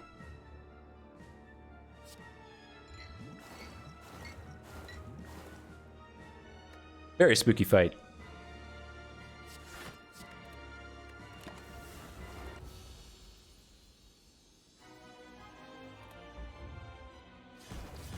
On to Act 4, first run of the night. Even close, indeed. Indeed. Eternal Feather actually popping us all the way up, too. So we can get an upgrade here. Whew. Man, we might actually want to just remove... Yeah, I think we want to remove Infinite Blades. I don't see myself ever playing it with Pocket Watch.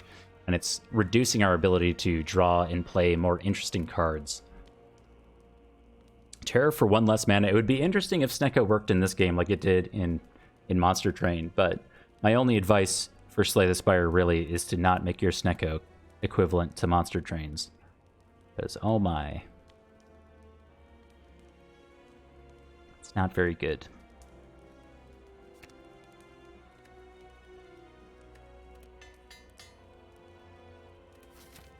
All right, 505 Spire, Bucks, and a Dream.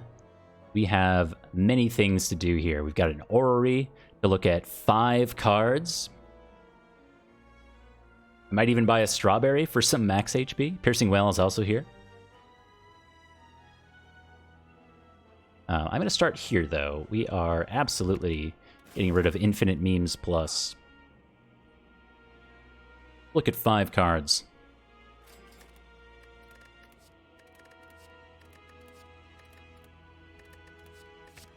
Well, that was fun. They were not very good. I mean, there was a Slice and a Deflect in there. We'll take Calculated Gamble just in case we have... I don't know. Terrible, terrible options from here on out.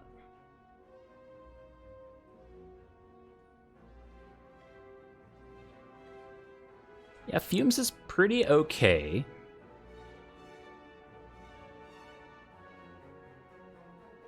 They just upgrade, upping the rare card chance. Absolutely. Big brain time.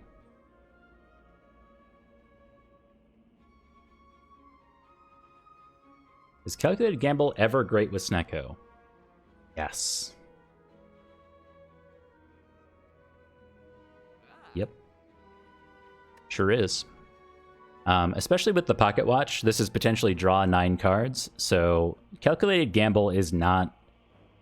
I mean, it's something we're going to use sparingly, but it can very easily save us from a turn 2 against the Act 4 Elites, and save us from a turn 2 or 3 against the Heart Fight, or just like a really bad Snecko roll in general. Even if we use Calculated Gamble for 2, if that means pulling 9 additional cards, the odds of us getting a good Snecko hand, I mean, it's basically like an extra turn.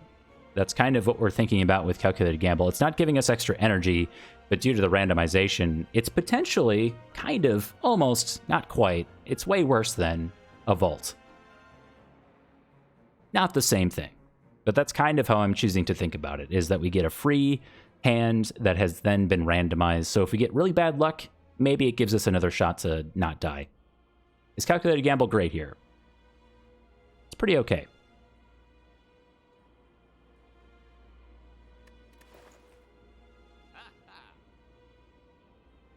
Like this. I think we need this.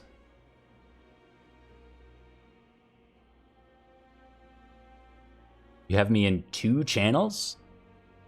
Hello, hello, hello.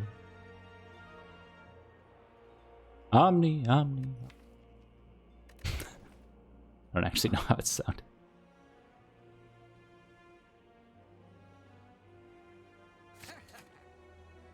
We'll take the Piercing Whale. We cannot do both Noxious Fumes Plus and a Strawberry. I don't know how much we actually need the Strawberry. Noxious seems very good. We'll do this.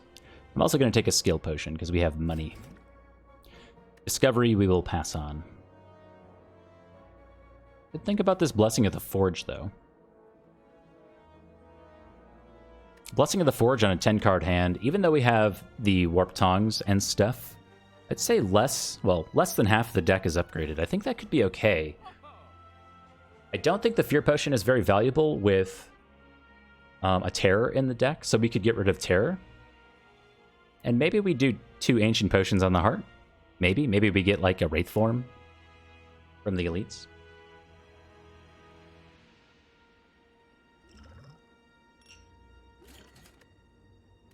Cool.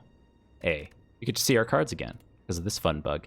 Cloak and Dagger said plus, but it also says always break Pocket Watch and take tons of Beat of Death damage. Slice is terrible. Deflect says plus, but no, because the cost is going to be randomized, and we don't need this. Hey, Tubal. Good evening, my friend.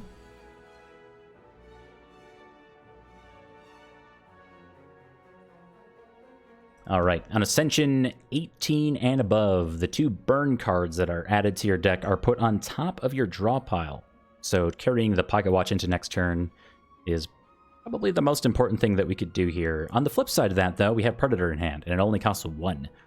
So I also like doing extra damage to one of these guys. We have so much damage in hand right now. Well, we don't quite get close to killing one of them, but it's a good portion of the way.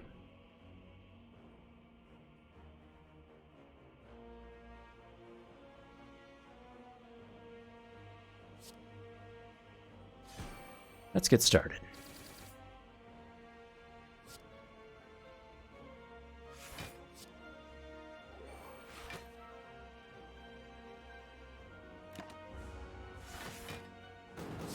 We've gotten more in sync. One of me is catching up to the other one of me.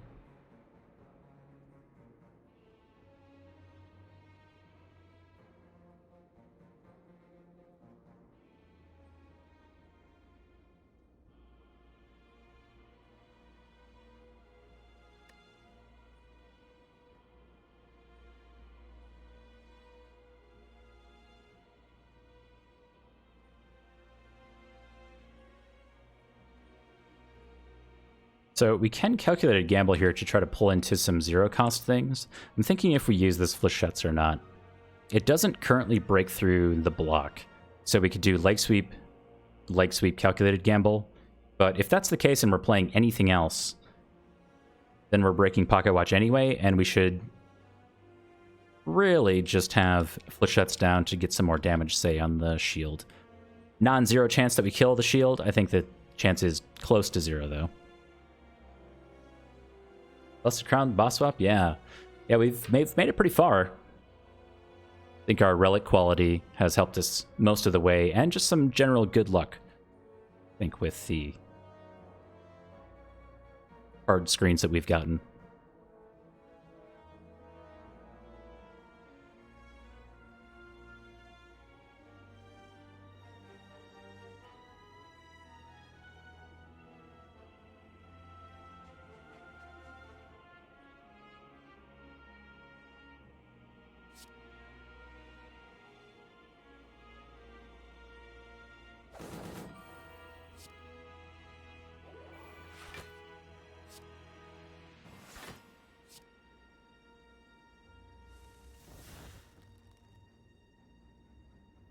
Didn't quite work out.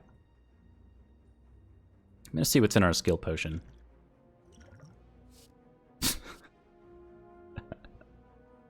Oh, that's good. A bullet time, you say?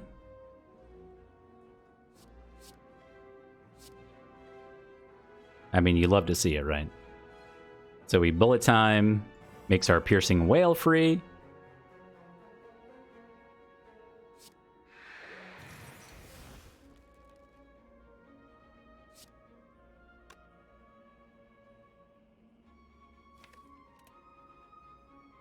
Do we break this? Or do we throw it here? So let's see. Let me see the numbers here. So this is 50% more. Turning around seems pretty okay. I think that makes this like 20 or so. 21 plus 12, 33. So we're currently not taking any damage. I think we just do this.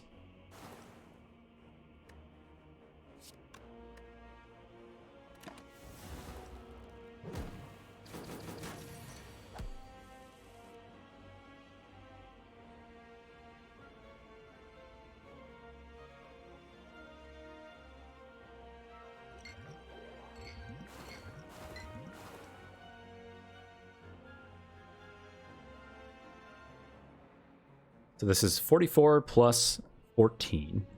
55. And then we can throw Terror over here.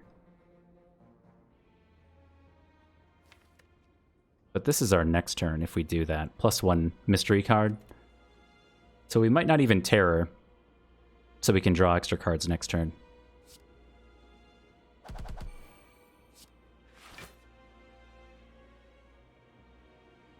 Yeah, based on our draw pile here, I think the extra 3 cards next turn is more valuable than the 99 vulnerable. We're going to pass here.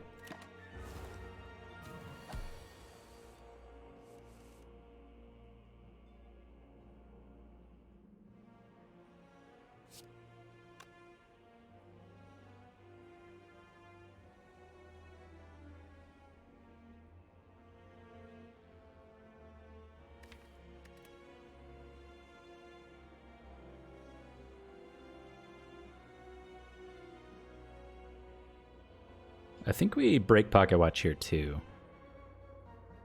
This is a lot of damage to pass up on. Yeah, we're gonna go in. Is it lethal? I really don't know. maybe if we went all in on damage, it would be.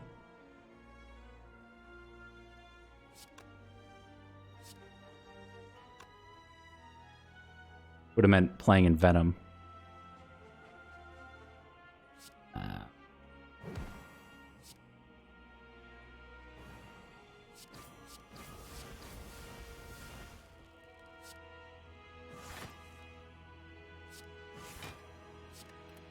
Yeah, I think it was too far off. Did I math it out? Not exactly.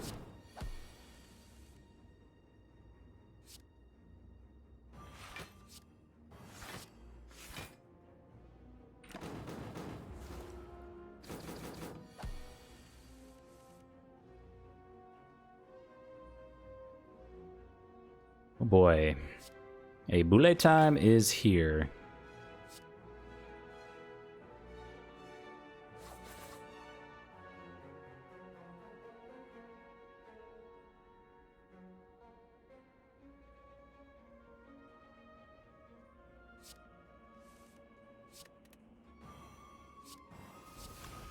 And we perfectly save Sundial. Whew.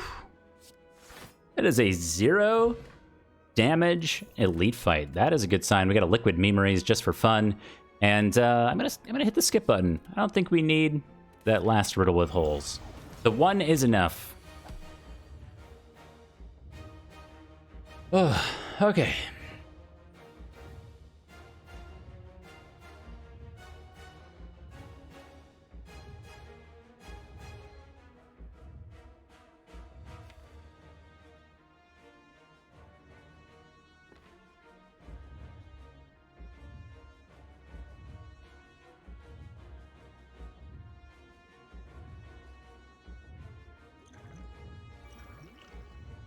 We have no reason for these ancient potions other than to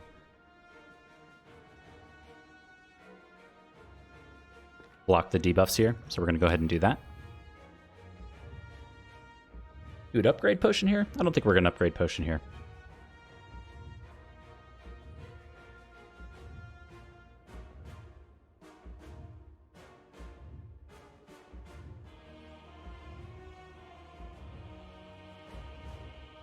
We're going to upgrade potion on something in our draw pile.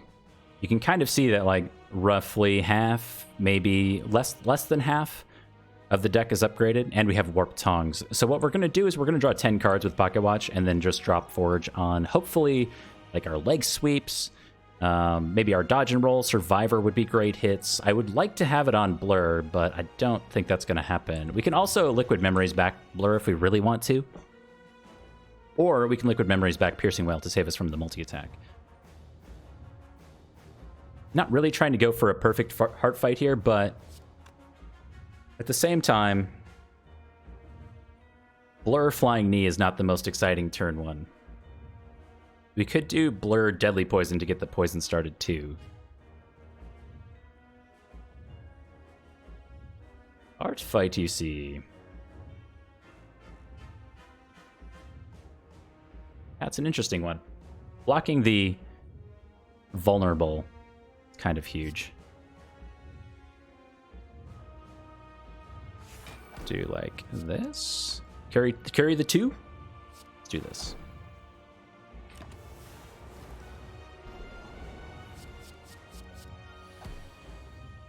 Okay.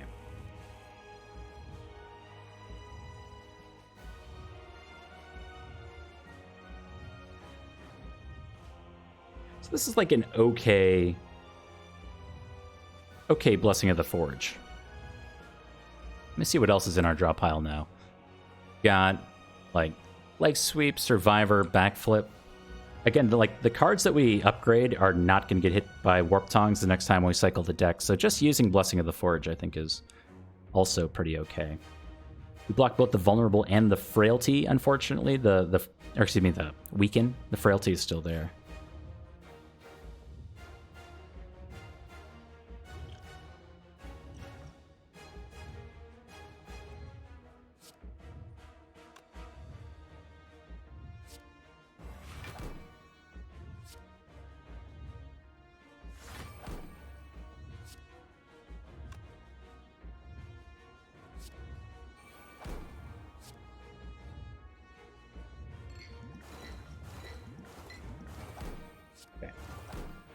go ahead and break Pocket Watch here for extra poison.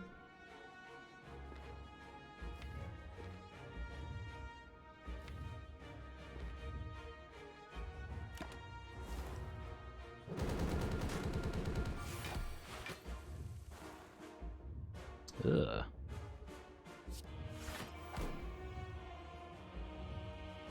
Okay.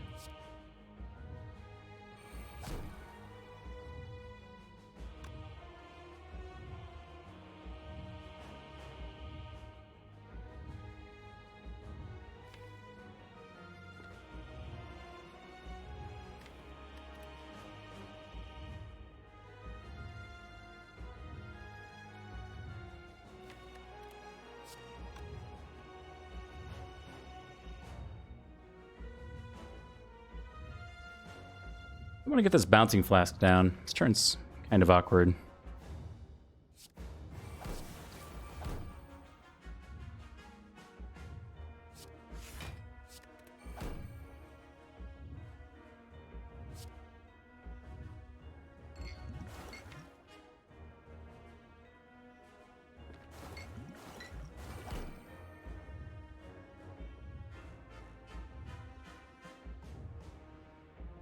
I don't know if we need the liquid memories yet. I think I'd rather save liquid memories for a piercing whale, maybe, if we need to draw it that way. It does mean taking quite a lot of damage here.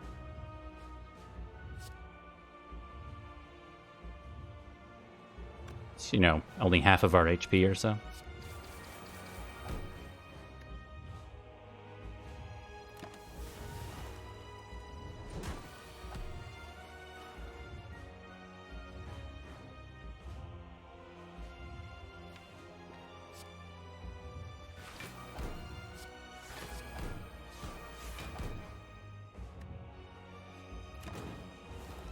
Okay.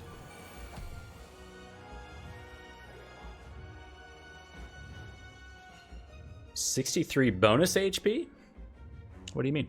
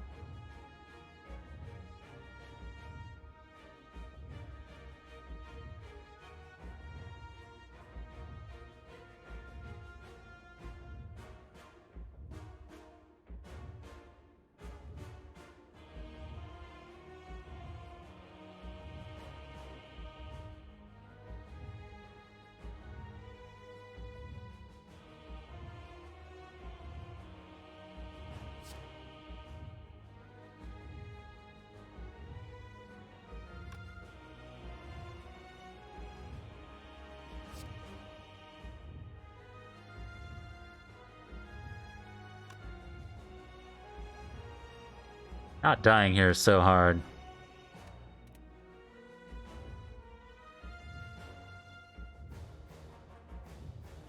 So here are our options.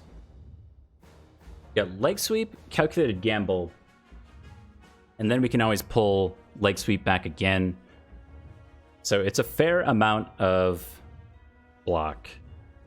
Or we can calculate a gamble now, still have 3 energy left over, and we're trying to pull around to the Piercing Whale or some other cards that say block. And then we still have liquid memories down. It's kind of a tough call. Keeping in mind that we have Envenom to break the artifact if we need it.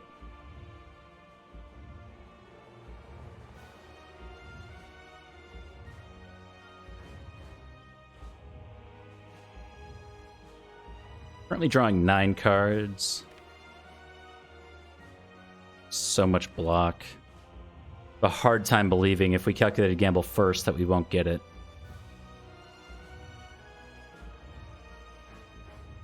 Sucker Punch should apply weak second.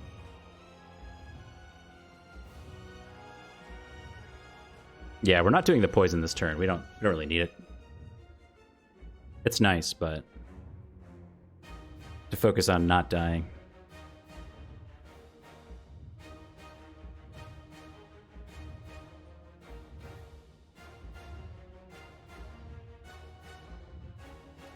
I have to believe that this works out. So you'll notice on... So here's the order of operations. So we were asked, does Sucker Punch apply weak, then poison second? So the way it works, sometimes in Slay the Spire, where the periods are in the card is like super important. So deal 9 damage, period. And then Envenom says whenever you deal unblocked damage, apply 1 poison. So that's what happens. Deal 9 damage, resolve, which is then Envenom, and then apply 2 weak. This also works with cards like Bane. So if you have Envenom in play, no poison on the enemy, and you play Bane, the Bane will proc twice, because the first line of it, Bane, is like deal 7 damage, period. So that resolves, Envenom resolves, and then we have the second hit of Bane.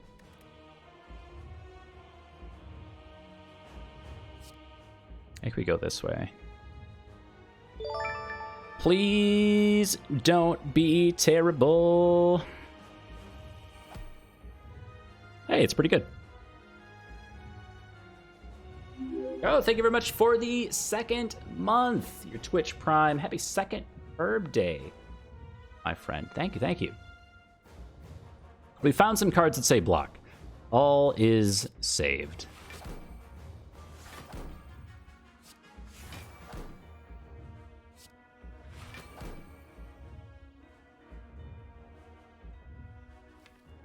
For now.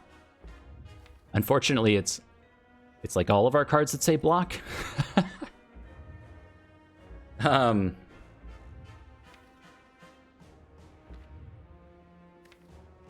how about that?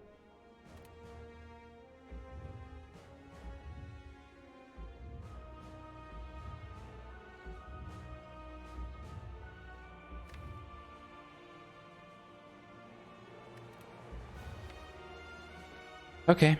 Well, Liquid Memories plus Leg Sweep should be enough block to survive next turn, but man, we are kind of falling behind the curve.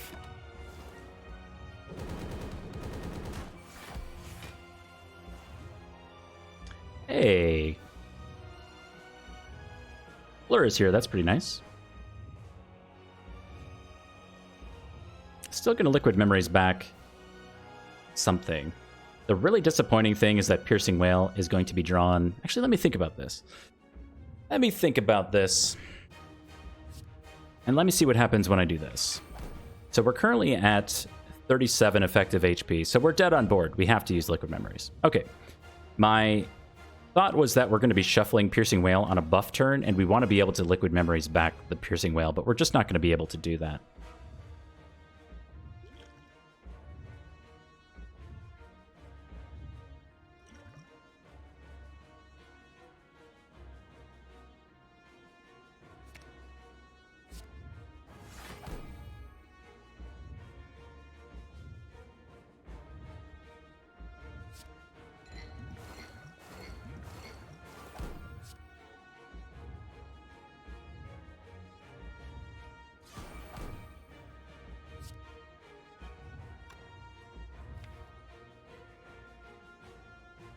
Oh, we were cutting it real close.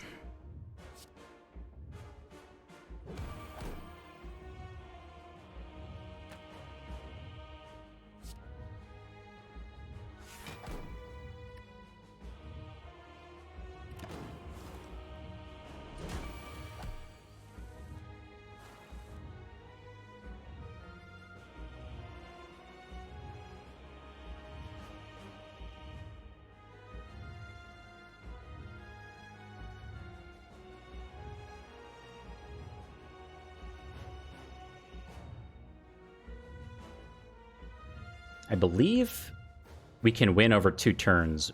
We have a 0-cost Leg Sweep, 0-cost Riddle with Holes, and then we have Skewer for 5 right now. So we easily damage cap this turn. We just need to not die next turn. I think. Do 131. We get below the damage cap. Oh man, we don't do enough, do we? It's gonna be close.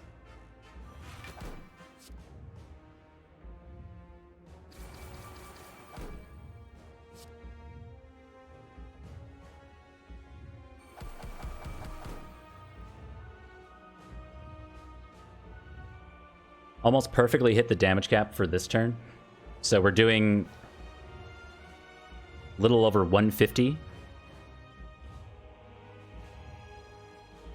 We might have it with attacks too. It's going to be close. Yeah, we're hoping for the big attack and then lots of cards that say block in hand. It is the big attack. Not a lot of cards that say block, but it's enough damage where I think we just win.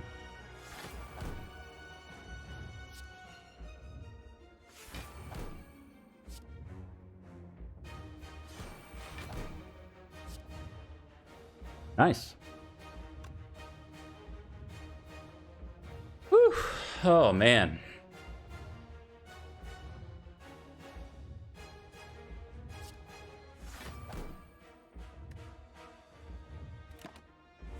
Oh my goodness. Oh, that was the busted crown swap. Oh my goodness, that was close. Woo! On Zone flexing on everybody. That was a good one.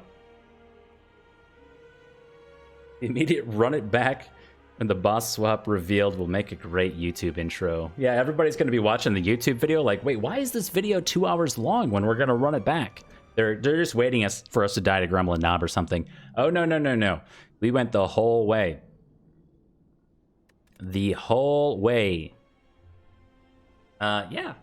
I mean, busted crown swap into some warp tongs, and then we just started taking the cards that we were offered. Were they the best? No, but they were good enough. Took a deadly poison on floor 1, immediately got our warp tongs, removed the pain, and then we got a blade dance and a dagger spray into our Gremlin Knob, which did 39 damage over 4 turns. Thank you, blade dance and deadly poison. Everything else, we skipped Bane, because Bane is stinky. Took a choke just cuz. Skipped Eviscerate. Also skipped Bane again. Got another deadly poison. Like, we weren't offered the most amazing cards ever through Act 1. But the fact that we had constant, reliable upgrades made all the difference. And then, of course, Snecko, Pocket Watch. What more is there to say? If you're relatively new to Slay the Spire, it's very tempting with Pocket Watch Snecko to just play as many cards as you possibly can every single turn, but Snecko Y plus Pocket Watch has a win condition on its own, 10 cards per turn. It's better to play 3 of your best cards every single turn than as many cards that you have in hand that are kind of okay. You know, let's just keep playing the really good stuff over and over again and cycle through the deck faster to get back to the really good stuff again. That was kind of the whole crux of the deck, really, the Pocket Watch plus Snecko Y. I don't remember if we got Pocket Watch because of Matryoshka or not, but honorable mention to this mystery floor, which was... No, not because of the Vajra. The Vajra came... No, it can't. Matryoshka is only common and uncommon relics. It can't be rare relics, which Pocket Watch is, so it couldn't have come from Matryoshka. Yeah, pretty good.